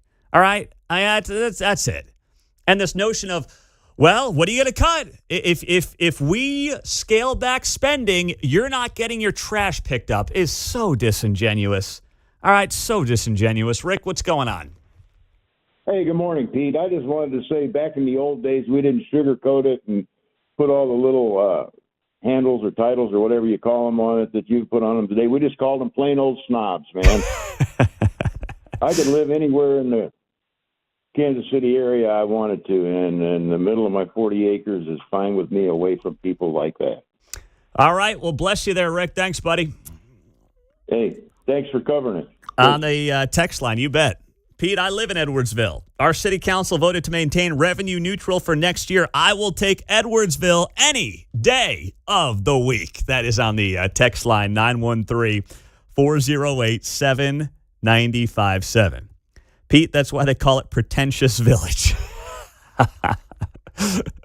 This is absolutely lit. This is lit. Well, I knew you guys would have some fun with that. I knew some of you would appreciate that one for sure. Oh, my gosh. It was just too much, man. And it was my first time, too, doing one of these events. And not that I was, there to debate anybody. I wasn't. But I hadn't done anything since the DEI panel I was involved in the night before that Charlie Kirk was murdered. I was down there at UMKC for that debate that I did. And obviously, I was not there to kind of take the art of the room. I was just there to moderate the debate. But, it was kind of interesting being there, and the security was ramped up last night, which I appreciate the county, the city, and the organizers for handling that part of this, because that was definitely something that, unfortunately, we're all going to have to be smarter about going forward in this world that we now find ourselves in. It's just an unfortunate reality of the situation. So well done, everybody, and good job by all the candidates. But listen, I had to have some fun at some of your expenses. I just had to do it. Sorry, not sorry. News is coming up in a minute. 913-408-7957 is how you join us on KCMO Talk Radio 95.7 FM. Buy, sell, hold. We'll wrap up the hour and then our Feature Friday guest at 9.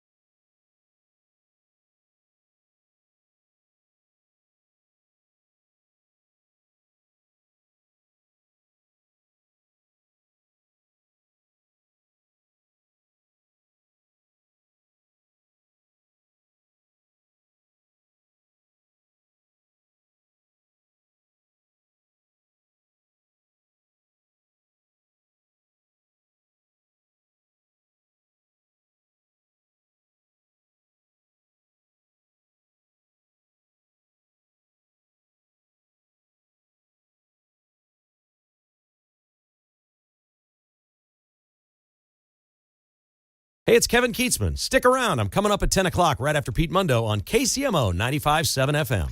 That's right. Some green. Win it as well. 95819. Your chance to win $1,000 to pay those property taxes in Prairie Village. Green to 95819. Your chance at $1,000 at 834, 1034, 1234, 234, and 434 here on KCMO. All right, we got some news on when the government might reopen, and it's at least 8 days away. This was Mike Johnson just moments ago on Fox News saying that he believes Chuck Schumer will have the government shut down until at least October 18th. Why?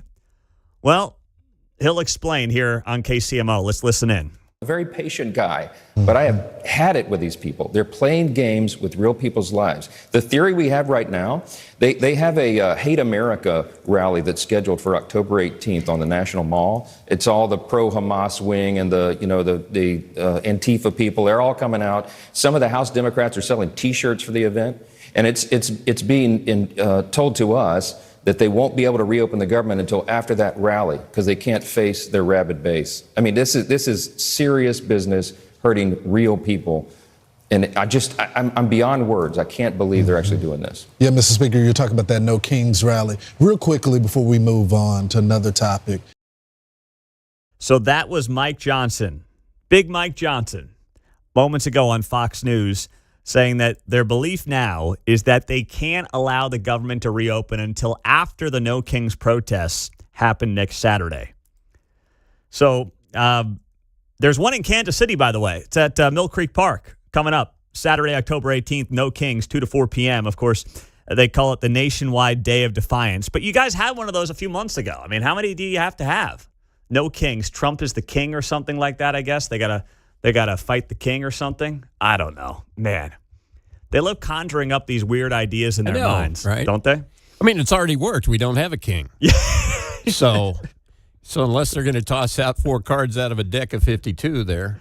I'm pretty sure if Trump was a king, he'd get the government back open, right? Yeah. But he can't do that. It wouldn't close. Yeah. But we've got, a Congress that is sitting on its hands right now. Mm-hmm. So the whole idea of a No Kings protest actually looks even dumber if the government's shut down because the king would theoretically reopen it. And he can't reopen it because, well, he's not a king. That's why. Talk about a bombshell. Oh, my goodness. So actually, waiting for the No Kings rallies until you negotiate out of this shutdown makes you look even more ridiculous. Because the fact that the government shut down right now is proof that there is not a king. But I don't want to let common sense get in the way of a good, dumb rally. And you can tell. I mean, listen, we know what's going on with these two political parties right now. Red-blooded Americans are shifting very quickly to the right, especially young men.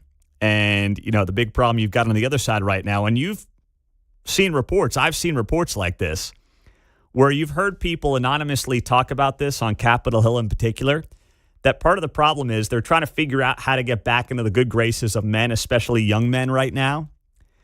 And they don't know how to do it because most of the staffers for these people are, not red-blooded American dudes. They basically have women or beta males on these staffs. And it's like, well, no wonder you can't figure out how to connect with the people because you don't have the people on your staff that would connect with these people. But no one in the right mind would have a big rally 2 to 4 p.m. on a Saturday in the middle of college football season. Anybody look at the schedule? I mean, do it on a Friday afternoon or something. None of you work anyway, so do it on a Friday afternoon. You get done with your job as a barista at Starbucks, and then you go do your rally. But 2 to 4 p.m. on a Saturday, I mean, you're wrapping up the 11 a.m. window. You get the start of the 2:30 window. You got big games going on across the board. Come on, what are you doing here? Looks like there's one at Johnson County Community College at 1 o'clock on Saturday also. Oh, really? The 18th, yeah. Oh, gosh. Well, wouldn't want to miss out on that one either. Johnson County? Yeah, one on the Kansas side. Okay. All right. Well, thanks for that, Mark. Good intel by you, buddy. I know you had to look that one up. So there's your show research for the day, Mark. You take the rest of the day off, okay? Take the rest of the day beauty is the reporting on this is they don't get any large group of people at any one. So there were like 19 gatherings, of a dozen people. And actually, that was just a family waiting in line at the fast food restaurant. That wasn't a protest. So, that's great. the reporting is how many there might have been rather than how many people actually attended any one. Yeah, they're just playing the big numbers game there. You're right about that. Hocus pocus. Yep. I mean, geez, you got Ole Miss, Georgia next week at 2:30. Yeah, but let's go to the No Kings protests, said nobody ever. Alabama, Tennessee. Indiana. What game? Oregon and Indiana. Next week? Yeah, 2:30, I believe. Wow, that's a good game, too. Actually, that's this Saturday. My bad. All right. Easy does it there, Mark. Don't start. know. You had a good moment there, Mark, and then you screwed it up. I thought we had multiple rallies going on. I know. No, Mark, quit while you're ahead, buddy. You had this great moment. You have this fantastic show edition, and now you're confusing people on when the Oregon-Indiana game is. I know. You got to listen to the betting show tomorrow. All right. What game are we going to tonight, by the way, for high school football? So we found out we will be at Blue Valley West. Okay. It's a homecoming game. Another homecoming game. All We right. keep getting the homecoming game. Do we know who they're playing? They're playing Blue Valley Southwest. Okay. So we were supposed to be at Gardner Edgerton tonight for our Friday night football broadcast. And we do it way different than anybody else does it. We actually have a student broadcaster from both schools join our professional play-by-play guy, Chris Kamler, who does a great job. And we call it the Drive to the Game. We do it with sportscaster.com, and it's all about building future broadcasters. And it's been a total home run so far for us. But we found out yesterday at the 11th hour that Gardner Edgerton, after giving us the green light, doesn't want us there anymore. I will not speculate as to why. I will just say they don't want us there anymore. So I'm making all these phone calls yesterday while I'm going up the Prairie Village and couldn't get anywhere with anybody. So this morning we start off the show and I'm like, we got to get a game to go to here. And I appreciate many of you reaching out. We had some ADs call in and say, hey, come down to us, come see us. How far would you guys travel? And we're grateful for every single one of you that reached out. But we did find out that Blue Valley West, where we have done a game before, so that makes it easier for us because we've done it. We know the equipment works. We know the technology is there. So we gave preference to someone where we had done a game before because we've got 10 hours to put this together. So we've got Blue Valley West tonight versus Blue Valley Southwest. That will air at 7 p.m. right here on KCMO Talk Radio. So had to scramble. That's part of the broadcasting deal sometimes. And unfortunately, we apologize to those of you who were fans out at Gardner Edgerton and Olathe East, Mark's alma mater. But for some reason, they just called us off at the 11th hour. And it's too bad. But we rallied. And that's the plan for tonight. So, is that a good one there, Mark? What do you think of that matchup tonight? You got a feel for it yet? I mean, it's a rivalry game. So Yeah. anytime there's a rivalry game, no matter what the records, you throw them out the window. I know Aquinas is playing Rockhurst tonight too, right? Yeah, that's probably the biggest game in the Metro. That's a good one. At Aquinas, so that's going to be crazy. But we already did an Aquinas game, and we did Rockhurst, a week or two ago? Yep. Mm-hmm. So we didn't want to go back to there immediately and show preferential treatment. We picked these games, and we bounced all over the Metro. We picked the whole schedule before the season. Everyone's been great to work with. Thank you to the ADs, the principals, the secretaries, everybody who's been awesome setting these games up for us and with us. And it's been a total home run for us, and hopefully it has been for you and the kids as well. But I'll tell you, I don't know what happened here. I've got my suspicions, but I don't want to say anything just yet. We'll get another homecoming. It seems like all the big games, they have homecoming on those nights, so we're getting a big homecoming game. So yeah. That'll be fun. It will be. It'll be a good game. We'll get to buy, sell, hold. 3 questions as we approach the 9 o'clock hour, coming up next on KCMO.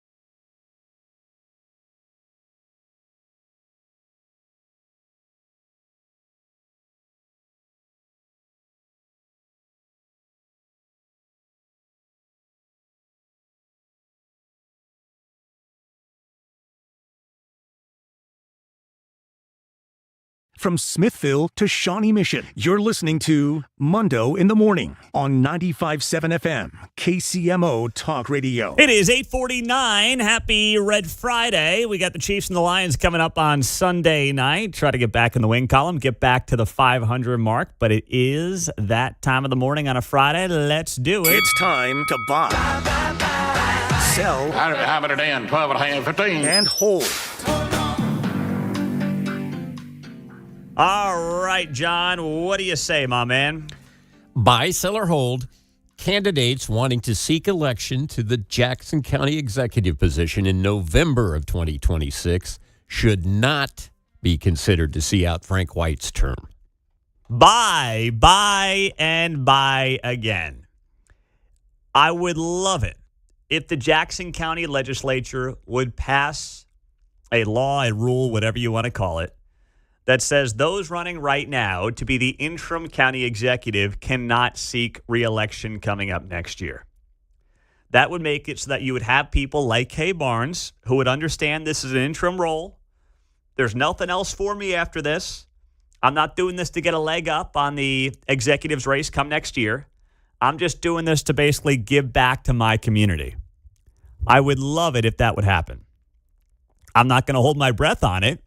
I don't believe that it will happen because there are people on the legislature who want to be the interim county executive and want to be the permanent county executive come next year. So I don't believe they'll do it. But I also think there's a lot of people who are not on the legislature running so that they can get a leg up to be the next county executive. Yeah. I mean, I just think there are people, whether it's, and this is not like any personal issue I have with anybody, but I think that people like Phil Lavoda, I think, the Dan Tarwaters of the world, they would do this because it would be the first big step to then run in 26 and become the elected county executive. And this county's just got to start from scratch, man. Start over, get some people doing this for the right reasons for once, and move on and get the stench of Frank White out of their mouths. I saw they discussed having candidates sign an affidavit that they wouldn't run. I'm not sure if that's been adopted officially or how that's going, but that should shrink that list of a dozen down quite a few because several of them certainly want the position permanently. They do, and there's a lot of that going on right now. It's all jockeying for 2026. So I am not a fan of it. I don't believe it's going to happen, but if I could wave my magic wand, I would make it so that whoever the interim county executive was going to be after Kay Barnes, because she can only do it for 30 days, would be somebody who cannot seek election in 2026, John. All right. Now, buy, sell, or hold. Trump not winning the Nobel Peace Prize. I'm going to sell that. Sell. So we found out this morning that the Nobel Peace Prize went to the Venezuelan opposition leader, Maria Corina Machado, for promoting democratic rights in her country and her struggle to achieve a transition to democracy. This was announced by the Nobel Committee this morning. So it is not going to be President Trump. Now, there are two ways to look at this.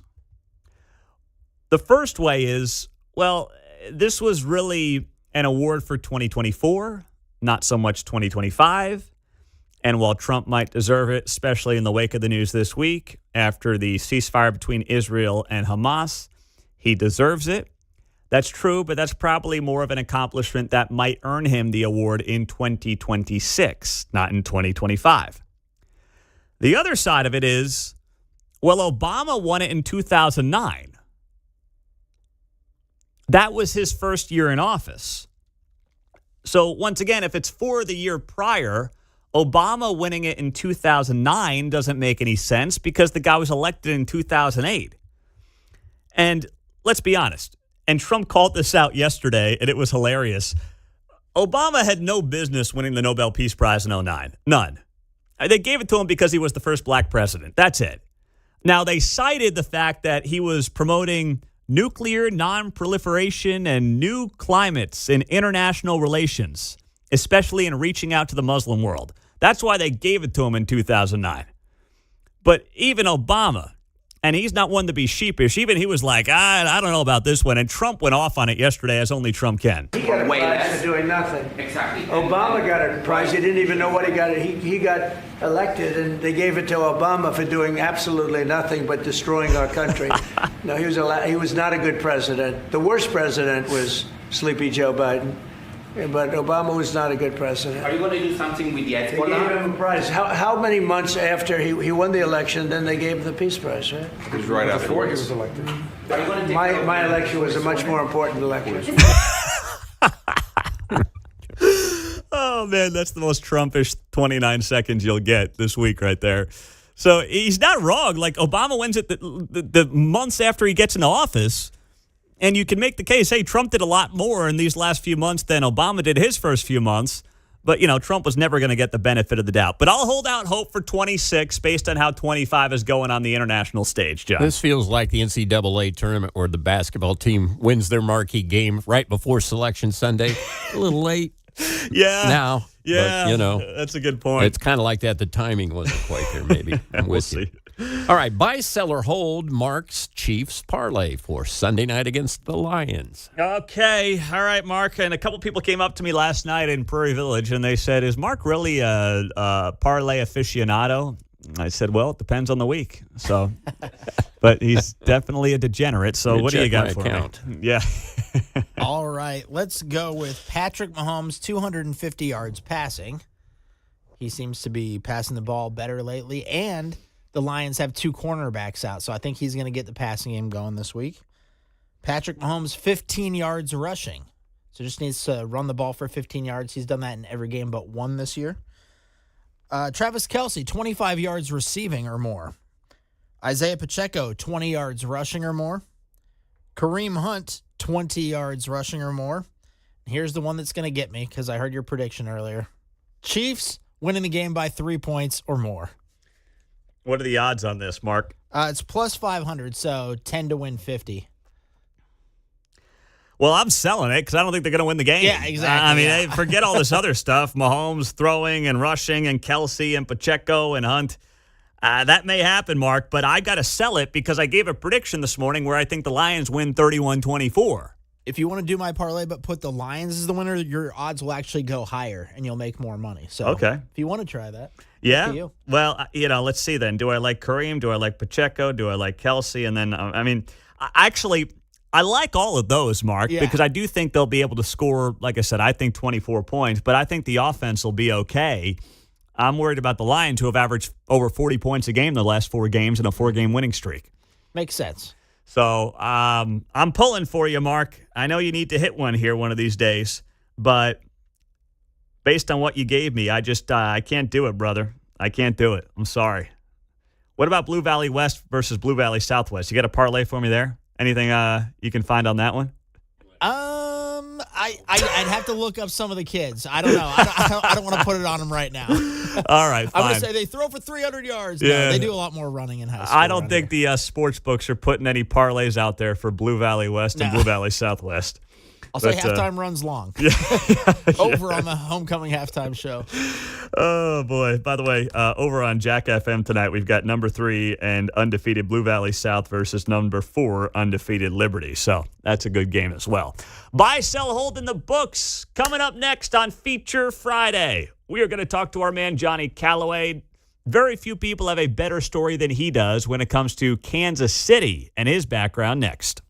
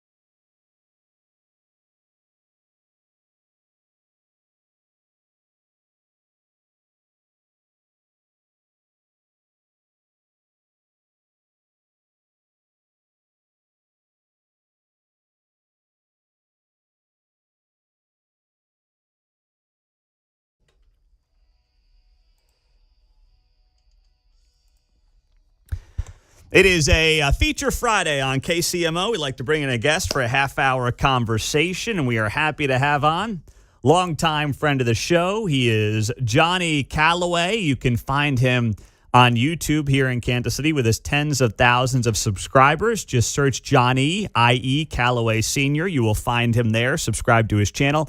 He also is with Americans for Prosperity on the Missouri side, where he is a grassroots engagement director. Good morning, my friend. How are you? I'm doing good, sir. How about yourself? I'm doing very well. And, I wanted to have you in for a couple of reasons. There's a lot of things to talk about big picture-wise, but you're on the ground in Kansas City. You are seeing the day-to-day. Your story is one that I do want to make sure that you talk about here this morning. But what are you seeing happen on the ground in Kansas City, especially as someone who grew up in the urban core, lives in the urban core? What are you starting to see, and what's your sense as to what's happening right now? I think people slowly are opening their eyes. As much as the media and the algorithm tries to manipulate what you know, it's just too hard to not see the truth. And as Mark Twain says, history doesn't repeat itself, but it often rhymes. So once you recognize patterns, you kind of see through all the propaganda. So take me through your story. How many kids do you have? I have 8 living children, 2 deceased children, so altogether 10 children. And you're how old? I'm 36. Unbelievable. Yeah. Man. Yeah, started young. I'm just doing the math. I'm like, I didn't even know you had time for 10 kids. My goodness gracious. Yeah. So you got 10 children. God bless you. Your story begins where in Kansas City? Man, I would say when I became conscious of my impact of what I can do in the world, I was about 16. We were living on Section 8 off of Paseo. And that's when you really start to paying attention to what's going on around you. And at Proverbs 18:21, you can speak life or death of the tongue. So when you're watching all the people that are dying around you, what content are they consuming? What are they speaking over their life? Like we just heard in the radio segment that there was a homicide last night. I guarantee you they weren't listening to Mozart on the way to kill somebody, Mm-hmm. And frequency and collective consciousness is real. And I was just blessed to be able to pull away from all the negativity of my environment. And Psalms 91, I've been dwelling in the shelter of the Most High. When you look back on your environment before the age of 16, what is it that becomes most difficult in terms of getting wrapped up in that world of crime and violence? What gets you to that place? That's all you see. It's glorified, right? Like, I was at my son's baseball game last night. It's all white kids. But they were saying Sly for Von, as in that's a term for Sly for King Von, as in King Von was murdered, so you should go murder someone in retaliation. And white society, that's just a joke. It's funny. But in urban core, you're really supposed to retaliate if one of your friends are murdered or if someone disrespects your mom. You're supposed to really lose your cool and go crazy and try to snap their neck, So you got to understand, just because I'm upset doesn't mean I have to lash out and punch a hole in the wall. Just because I'm sad doesn't mean I need to be historically crying. Like, I have control over my emotions. And if anything outside of you can control you, you will forever be enslaved to that person, thing, place, wherever. How much of what's going on right now, whether it's now in Kansas City or when you were growing up, is really people taking advantage of youths who don't have direction, don't have fathers? They're really preying on these young men in particular. Is that a fair analysis as to what's going on here? 100%. And I would even say it's slowly evolving past preying on the young men, and now they're working on the young women. You see the rise in female rap. And we see the numbers. 51.5% of men die in homicide, and all they're doing is sitting behind a microphone over a beat like I'm doing. So clearly there's some type of power in the words that they're speaking. And the more you get young men to be conscious of it, the more you see young women fall into the gaps. And now young women don't want to have kids and don't want to have families and things of that nature, versus that was the life of the rock star party boy a while ago. And now the boys want the kids and want the families. And so society has flipped upside down. That's a great point. Is that happening because the polling all suggests young men, especially white young men, are shifting to the right, but you're actually seeing it across all demographics. Young men are moving to the right now in this country, while young women are still shifting towards the left. Is that happening in urban culture as much, or is it maybe not as dramatic as it might be in white culture? I think it is. You fall down 7 times, you stand up 8, but eventually you realize you are responsible for your actions and what you put out into the world. And progress is a slow process, and silence doesn't mean stagnation. So because I'm not seeing the fruits of my labor right away, doesn't mean I need to go back into the gang activity. As they say, you can sell drugs and make money right away. It's okay to wait 2 weeks to get a paycheck. Like there's nothing wrong with that. It's okay with paying taxes. So once you become more enlightened about yourself and what's better for you, you naturally shift to more conservative principles and values. Especially you saw this, and this is bearing out in polling, and also what we saw last year in the election. The older black generation is still very much entrenched in more of the standard Democrat vote, and I think that goes back to probably Sharpton and Jackson and some of those guys. But what you're seeing in the sub-40-year-old black community is at least, like you said, a recalibration, a reconsideration. I'm not going to say they're all voting Republican. That's not what's happening. But there is an awakening to what you were talking about earlier. Where do you think that comes from? Common sense, right? To speak on the older generation, there's a Lyndon Baines Johnson quote where he said, "I'll have them ends voting Democrat for the next 200 years." The old people didn't have social media, so they can't wake up. I think the worst thing that ever happened with the civil rights movement is there was no checks and balances. We're 60 years in. Let's go back and look at it. What worked, what didn't, what should be revised, what should we take away? We forget the black poverty rate dropped from 1940 to 1960 before there was ever a civil rights bill anyway. So we have to pay attention to what was working and what wasn't working.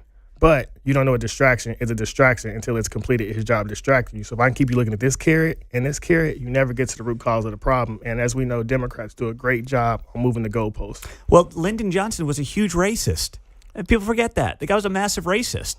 Yeah. I mean, that's what he was. And then he becomes the civil rights hero. And it's like, well, what's that actually done over the last 60 years for people? Well, they forgot about a lot of the quotes that Joe Biden has made as well. And they forgot that Joe Biden sat in front of Charlemagne and said, "If you don't vote for me, I'm not black." But you all... I got it right here. You have a problem figuring out whether you're for me or Trump, and you ain't black. Yeah. I mean, literally, that was said by a white. That would be disqualifying for any white dude. But somehow Joe Biden got away with it back in 2020. Certain people have certain privileges. It must be nice, right? It must be nice. I mean, that is so then take me through what you think is going on generationally when you look at the last 60 years and maybe what's happening with the under 40 crowd in the urban core.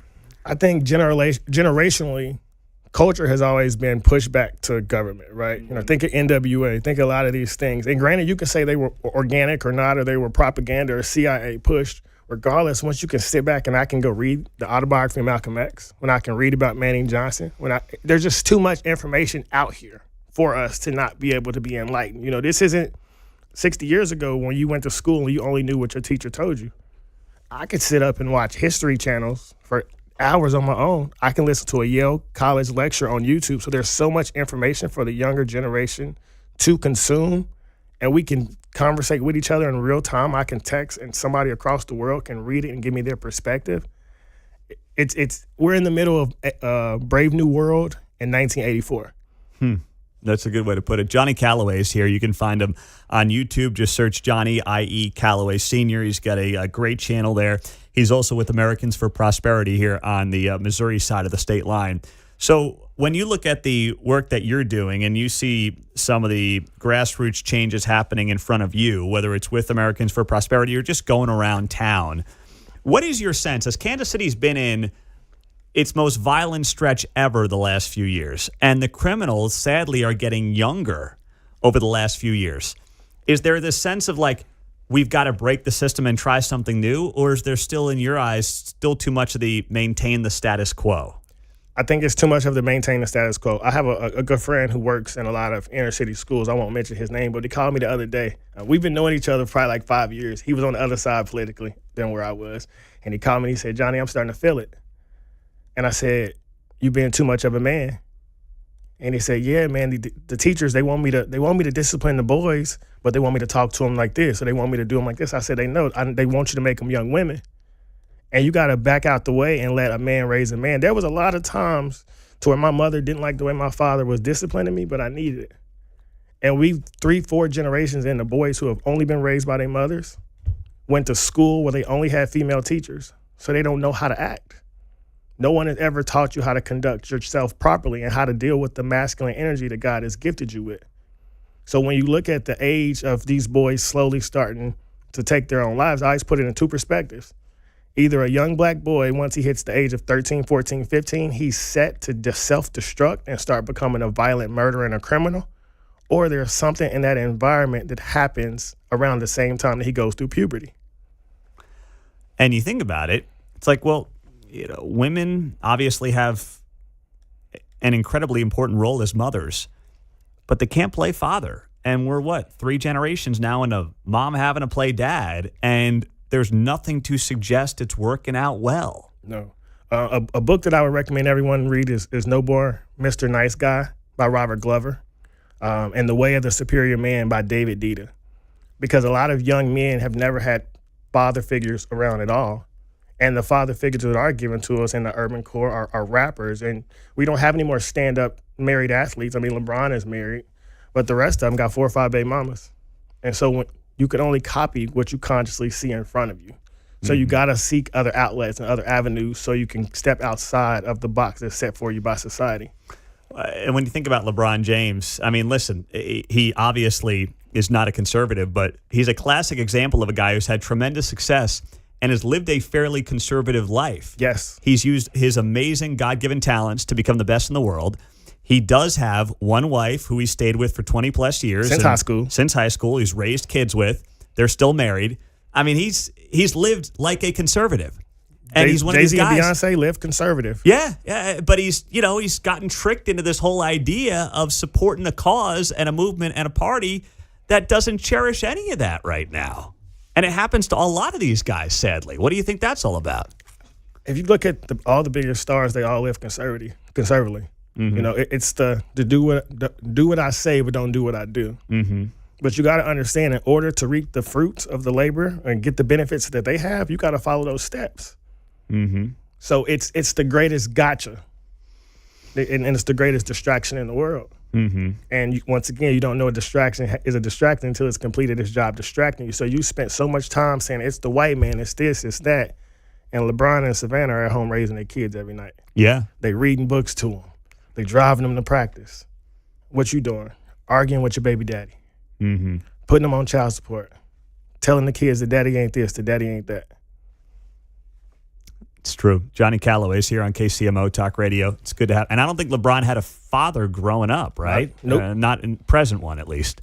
So once again, this guy overcomes a lot. And he is, to me, representative of the greatness and America and the potential and being what you want to be. And then he decides to sport all this crazy nonsense. We're going to take a break and come back with Johnny Calloway. Find him on YouTube. Just search Johnny Calloway Sr. That's Johnny I.E. Calloway Sr. Subscribe to his YouTube channel there. He does a great job here in Kansas City, tens of thousands of subscribers. He is also with Americans for Prosperity on the Missouri side of the state line. So we'll get to more with him. Keep talking Kansas City and more coming up on KCMO.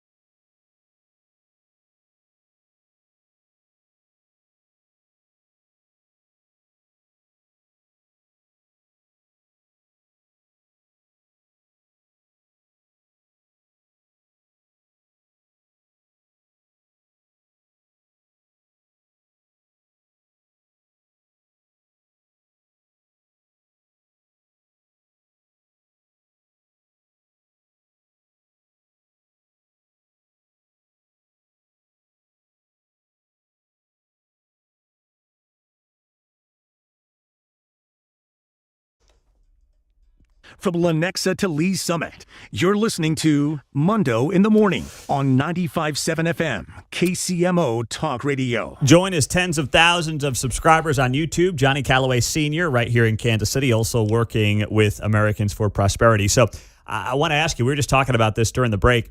You know, your sons, who obviously growing up in the urban core of Kansas City, are done with basketball and they have transitioned to baseball. What motivated that? Yeah, I'm now a baseball dad. And you love hoops, man. You probably never thought this was coming. Never, but I've been in the batting cage like crazy. It's dope. My 7-year-old has never played on a basketball team. We would just play outside. But my 13-year-old, he's played on the team for about 6-7 years now.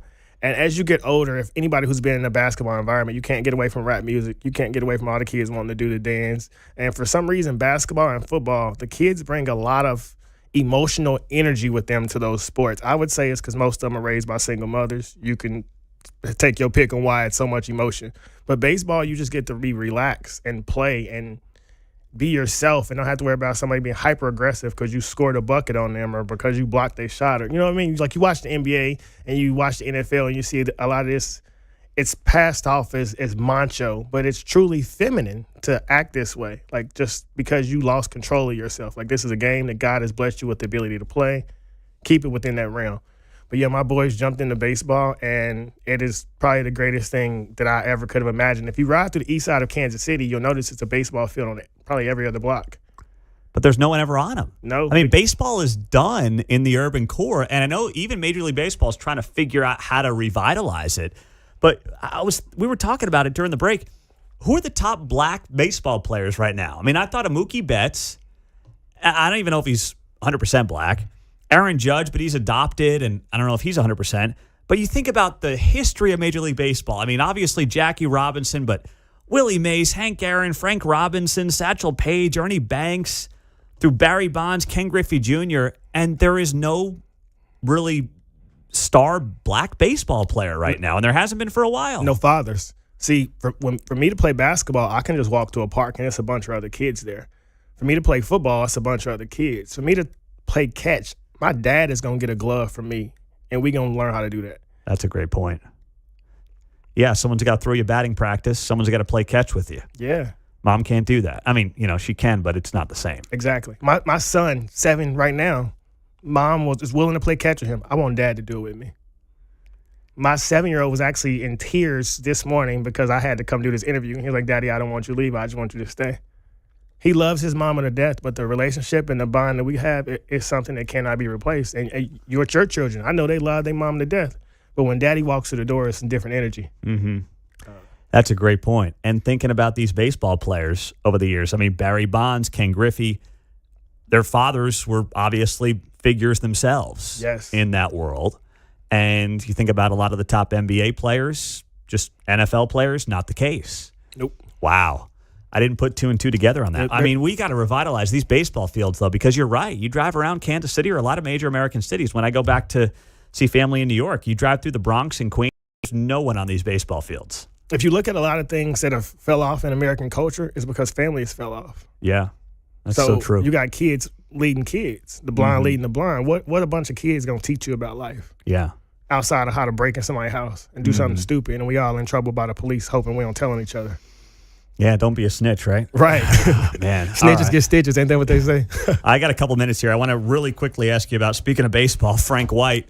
I know, you're kind of following that whole deal on the Jackson County side of things. What's your read on it right now? What they say, hit the road, Jack, and don't you come back no more. Yeah. It's wild, man, because he was such a fantastic baseball player, but he truly did not listen to his constituents at all. And that's very unfortunate. But that happens to a lot of politicians. They say what they got to do to get elected, and then once they're in there, it's a different story. Mm-hmm.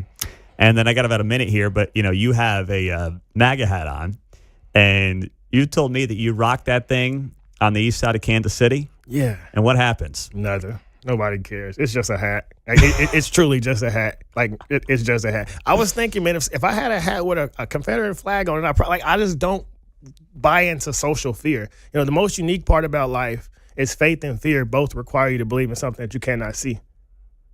And I'm just a strong believer in Romans 8:31. If God is for us, who could be against us? Yeah, faith and fear require you to believe in things that you can't see. That is an excellent point. That's a great way to end it, Johnny. Yeah. Well done, my man. Yeah. Before I take off, I wanted to give a shout out to Brian from Tobler's Flowers. Last time I was on this show, when I speak about my deceased children, he reached out to me. He gave me some flowers to put on my son's grave out at 12 Gate Cemetery. So I told him I was going to give him a highlight because that was just a great thing to do. That's awesome. And what's his company? Tobler's Flowers. That's great, man. Well, hey, we're grateful for you being here. All right. Thanks for the opportunity, man. Johnny Callaway, find him on his YouTube channel, Johnny Callaway Sr., Johnny IE. Also find him on social media, Misunderstood Genius, Genius with a 3 in it. We've got our caller of the day coming up next on KCMO Talk Radio 95.7 FM.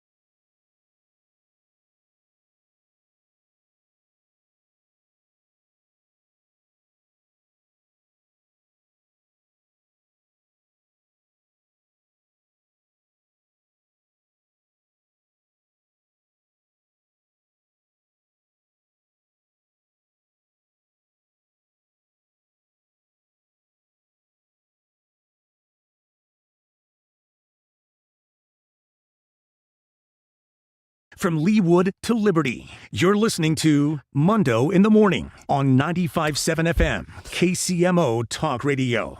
We are just moments removed from another press conference that was done by Big Mike Johnson, the Speaker of the House, who was on this show earlier this week on KCMO. He gave us an exclusive. If you missed that, that's why you got to be on the podcast on Spotify or Apple. Just search Pete Mundo and you can subscribe to the KCMO podcast. We break out all the interviews. We play our best of content. It's all up on the podcast, so make sure you find it there. But Mike Johnson, and Mark was trying to figure out, do we call him Big Mike? That nickname's taken. Do we call him Big Johnson? What do you guys want to call him? So I think we just call him Big Mike Johnson. That combines everything. Everyone's happy. We all good with that, Big Mike Johnson? Yeah. That sounds okay. good. It combines the two choices that you wanted there, Mark, for Mike Johnson. Unless someone else has something better. But for now, that's fine with me. So here he was just moments ago talking about the shutdown. We are now on day 10 of the shutdown. Speaker of the House, Mike Johnson. Let's go. Against Republicans so they can appease who? The far left base of their party. It is shameful. And for what? Chuck Schumer, the architect of this shutdown, is trying to bow to the Marxist wing of his party. You heard him yesterday. He said in his own words, every day of the shutdown, he said, quote, gets better for us. Better for who, Chuck? For the Democrats in the Senate? So you can bow to the Marxist base and not get a challenge? Here's another headline from Politico yesterday. Quote, Chuck Schumer's critics are satisfied. Yeah, the far left base, the party is satisfied. They don't mind. The troops go without pay and civilian workers are furloughed. They don't care. Former DNC chair David Hogg, he heaped praise on Chuck Schumer as well. This is what Chuck Schumer was after. This is what he desires. The praise from the far left. David Hogg said, quote, give credit where credit's due. This is a big step up. A big step up. While you're delaying flights, while you're making people go through this pain. The co-founder of the far left group Indivisible said this yesterday publicly, quote, Chuck Schumer hasn't surrendered yet. I call that progress. There's one inescapable fact. It's a glaring fact that everybody in America can see. Chuck Schumer is hurting real Americans for his own political survival. That is Speaker of the House, Mike Johnson, just moments ago. That was about 30 minutes ago. And everything he said there is right. But it also is fair to point out the political calculation that we've been talking about all week long here. And that is the reality that the Democrats don't really have a reason to stand down. Other than the fact that, of course, it's the right thing to do. It's the fair thing to do based on the fact that what the Republicans want is just continuing the spending levels at current cost. There's no added pork to any of this. Just keep it going so we can keep the operations and functions of the government going. And Democrats are saying, no, like there's nothing that Republicans can give to the Democrats because they didn't put anything in to this continuing resolution. What the Democrats want is basically reversals of the big, beautiful bill that they passed fair and square based on last year's election earlier in July. But at the same time, Democrats are calculating that the longer this goes on, if, God forbid, the military's not getting paid next week, which, according to what we're hearing, may happen if they can't figure out an end to the shutdown by Monday, the belief is many in the military won't be paid come the middle of the week, unless Trump takes some action and starts moving money around, which also apparently is on the table, which hopefully he does do. But their calculation is eventually, with the Republicans having the White House, the House, and the Senate, people who aren't paying attention are going to say, well, you guys are in charge. You're to blame. Of course, without understanding that you have to get to 60 votes to pass this deal. And something else I've thought about is whether or not this is a push from the Democrats to try to have the Republicans pass this with a simple majority and get them to remove the 60-vote threshold. Now, I think that would be a mistake for two reasons here. Part one of that is that Democrats could say, look what they're doing to democracy. They're changing, even though this all started with Harry Reid. Remember him?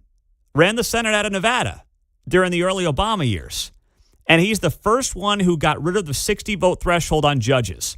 And at the time, Mitch McConnell said, you're going to regret doing this. And then McConnell's the one who, when Trump was in power the first time, got through multiple Supreme Court justices without getting to 60. If they take this down to 51 on a simple majority, first off, I think Democrats will scream democracy, even though it's wildly disingenuous.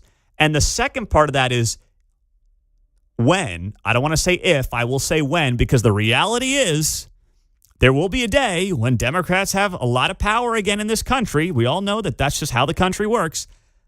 They will jam through almost any spending they want, however they want, with a simple majority. And they will look back to this decision by the Republicans if they were to go down that road and reduce it from a 60-vote threshold to a 51-vote threshold and do God knows what with government spending. So I wouldn't do it. But it wouldn't shock me if they're trying to basically get Republicans to do that for a couple of reasons that they believe will benefit them now, but then also, and more importantly, in the long run. But at 9:41, let's get to our caller of the day. Hello? It's the Mundo in the Morning Caller of the Day on 95.7 FM KCMO Talk Radio. Mike's in Kansas City. Go ahead, Mike. You're on KCMO. Okay, every time this topic's discussed, it has to be called the Schumer shutdown. And you took the words out of what I was going to say. Trump needs to do either an executive order or special resolution or shifting of funds, and he specifically needs to call it the Schumer Shutdown Military Protection Act. You know, or something along that line. That's great. Schumer needs to get the blame for this all along, and he needs to get us. If he has to do a special address to the country, our people who put their lives on the line for this country. We will not forget you. We will not let you suffer because of Charles Schumer and the Schumer shutdown. You will be paid. We will take care of you. We got your back. We got your six. We're going to take care of you. This is the way they need to do this. They need to throw this right back into that corrupt piece of garbage, Schumer's face, and all the other people in there that are playing games with this. And I mean, this has to go. He has to go nuclear on this. I mean, he has to go so hard on this that everybody's going to start calling it the Schumer shutdown. And the RNC needs to start running commercials everywhere. Call Charles Schumer. Tell her to stop resisting this. You're making people suffer, Charles. And then play all the things back where he was talking about clean resolutions over the last, 6-8 cycles that this has gone on. Play his own words. He goes, you wanted a clean resolution in the past. Now you're playing politics because you're afraid of AOC. Don't do that. You're making people suffer because of your vanity. There you go. Mike in Kansas City, our caller of the day. We'll wrap up the week with Keatsman. I missed some of Thursday Night Football last night because I was out in Prairie Village doing the debate for the city council members. But the Giants, of course, upset the Eagles last night. And I will say, last year, I so wanted the Chiefs to draft Cam Skattebo out of Arizona State. As a guy who watches a lot of Big 12 football, I just thought he was a perfect fit for Andy Reid in this offense. And he goes to the Giants in the fourth round. He's a running back.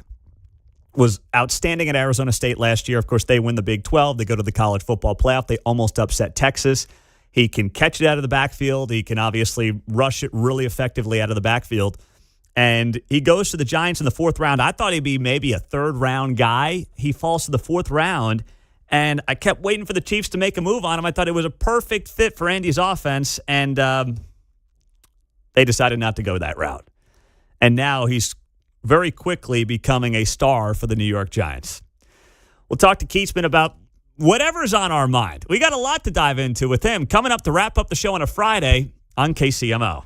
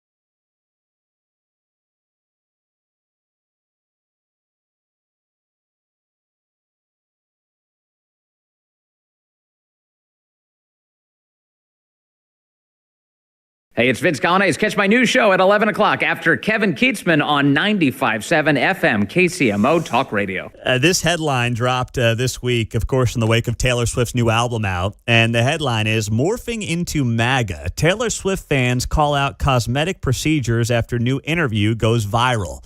Kevin Keatsman's coming up with Uncanceled. What a weird world we are in where Taylor Swift is being called someone morphing into MAGA. I think she is, which I think is great. I think it's great, but I don't think that this is talking about procedures she's having done. Yeah, this one I'm reading. Okay, the one I read was something like, is she full on MAGA now? Because the song that we talked about a couple of days ago, Mark knows the name of it. I've already forgotten the name. Wish list. Wish list. Her wish list is a man, a home, marriage, a driveway with a basketball goal, and kids playing sports. That's what the song is about. Well, of course, they're engaged. Most people get married to have children. It's what you do. Yeah. Now, that's not full-on uniquely MAGA, but it's everything against what she's been. You know my stance on Taylor Swift through the years. The stuff she did to Marsha Blackburn in Tennessee and the things she has said about Trump, and most of it was rooted in abortion and her being blinded by things that she didn't really know about. I'm telling you, she didn't know about these things. She just thought it was the right thing to do, and she went with it. It cultivated this enormous fan base of these young women that latched on, and they're mad at her. Not that she's getting married, but they're mad at the song. They're mad at the vision, a portion of them. It'd be a little bit like looking at the Democrat Party, and I don't know what percentage is the Antifa, the crazy people on the really far left. Those are the people that are really mad at Taylor Swift right now. And that is a percentage of her base. It is. To your point, it's anti what feminism has become and what she kind of was cultivating over the last 10 years. And now she found her love, and she wants what all of us, men and women, have wanted since the beginning of time. Right. Which is stability, a spouse that you love, a family, kids, a home, and all these different things. Belonging, connection. Yes. You know, it's one thing to be on stage in front of 70,000 people. That's awesome. That's a great experience. That can't be your life. You need a connection. You need a home life. You need to be with other people and feel love. That's, and we don't have kids anymore, but I got a dog. I feel love for my dog. You got to find that in your life. And I think she has for the first time. And I love it. I know some of the songs are really dirty, but I'm okay. I think she's being honest for the first time. I always felt like Taylor Swift was a little fake, that it was a little bit of a put on. Did you ever think that of some of the things she did? I never. Well, I think that you're right with like all the political Marsha Blackburn stuff. I don't think she really knew what she was. The boys are so mean to me, and all these songs about I get picked on. Why you got to be so mean and all that stuff. Like it just seemed forced and fake for 13-year-old girls to go, yeah, that feels like junior high. This was a 25-year-old woman writing songs about junior high. And I never really thought it was real, but it worked for her. She made a lot of money. Yeah. I think she's being pretty real. I think she sees a lot of real in Travis. There's nothing fake about Travis Kelce. So it's almost like, once again, the girl finds the macho man and realizes everything she's been led to believe is total BS. Right. And women's liberation, as it came into being in the 60s and 70s, was about equality. And we got there many decades ago. Women can be CEOs. You can do anything you want. I have no problem. If I get sick and I need a brain surgery and my surgeon's a woman, great, let's go. I don't care about this. Nobody cares. Yeah. But nobody said along with that equality and wanting to have a career, you give up being a wife and a mother. It doesn't make any sense. Why would you give that part of your life up to go chase something else? Yes. And men don't do it, and I don't respect men that do it. I agree. You better be home for your kids. Better do what you can for your kids, no matter how important your career is. It's the same thing for guys. Well, you're a spouse, then you're a father or a mother, and then you're a worker. You're an employee or whatever you are in your career. It's got to be in that order. Yeah, and then you're a ship drifting on the ocean like me after the kids leave the house. The kids leave and you don't know what to do. But it's like someone once told me too, people say all the time, I live for my kids. It's like, no, you have to actually, it's got to be about you and your spouse, because if that's broken, then it breaks from there on down. It impacts your kids. It impacts your career. Right. It can have impacts on all those things. That's got to be solid. She's got that now with Travis. And she's realizing there's a whole lot of other things to life. And when she walks into that house with those toddler kids, she will feel something that she does not feel in front of 70,000 people screaming her name at a stadium. And you can't duplicate it without that experience in life. You're 100% right, man. And people grow up. It's the way it is. And I feel sorry for people that grow older and never get to a place where they find that connection and that belonging of a family. You can't rely on your parents or your siblings your whole life and have that connection. Your siblings move on, they get married, they have kids. Your parents get older. You got to have your own family. And this is a human value. This is not just a traditional great American value, although that exists too. I think it's great. I think she's growing up. I think some of her fans are going to lose their mind when she gets pregnant. Now, a lot of them are just going to be thrilled, like, oh, we can't wait for the baby. I'm not saying that. But this hard left wing of her fan base, they hate all this. I think you're spot on. And Travis, in many ways, has been the best thing to happen to her. Of course. Because he's just a guy's guy. He's just a meathead. It's not going to last forever. This is going to be a Hollywood marriage. You had to throw it out there. If they make it 10 or 15 years and are great parents to their kids, if that's what they do, awesome. We just know this. The percent, we know the divorce rate in America is about 50% anyway. What is it for double celebrity couples? 90%? I was shocked. I thought Keith Urban and Nicole Kidman would make it the whole way, and look at that. You're right. Made it about 20 years, didn't they? Yeah. That'd be great. Yeah. But it's like I was talking with Johnny Calloway about this earlier. These people in Hollywood, or in the sports world, LeBron James has lived a very traditional, in many ways, conservative life. Same woman since high school, didn't call himself a victim, and used his God-given talents, maximized them, and he's a billionaire. They do all these things that are much more conservative in nature, but they get their minds twisted into this place of, I've got to support these liberal crazy people, and it just doesn't make sense to me. Yeah, I think it's definitely changing. The question is, how long will it take for it all to change? Yeah. We're winning. I mean, the American values are winning right now. You can't argue that at all. I mean, there's no question. I don't know if you guys saw the stat this week on X. I don't think I talked about that here. It is flipped 54 points in 4 years. It was 39 points positive Democrats on X. And now it's like 15 points more conservatives on X than liberals. It's flipped 54 points in 4 years since Elon Musk bought it. And he hasn't done anything wrong. He's not pushing it right. He's just made it fair. And people are like, oh, I believe this, not that. Once you see and get the information, we need to inform Americans more. Once Americans become more informed, we win. It's just like this whole shutdown deal in many respects. You're right about that. Yeah. All right. Kevin Keatsman, Uncanceled, is coming up at 10 on KCMO Talk Radio. You got a busy Friday show for us in the last 15 seconds? No, I'm not going to talk anymore about Taylor Swift, but she looked great the other night on all the shows. I've never really looked at her as that pretty. She looked really good, I thought. But she'll be pregnant soon, so let's just wait for it. All right. There you have it. Mark's looking at over-unders on Taylor Swift pregnancy dates. Oh, yeah. We'll see what we can get to hit. Have a great weekend. We're back Monday morning. Keatsman is next.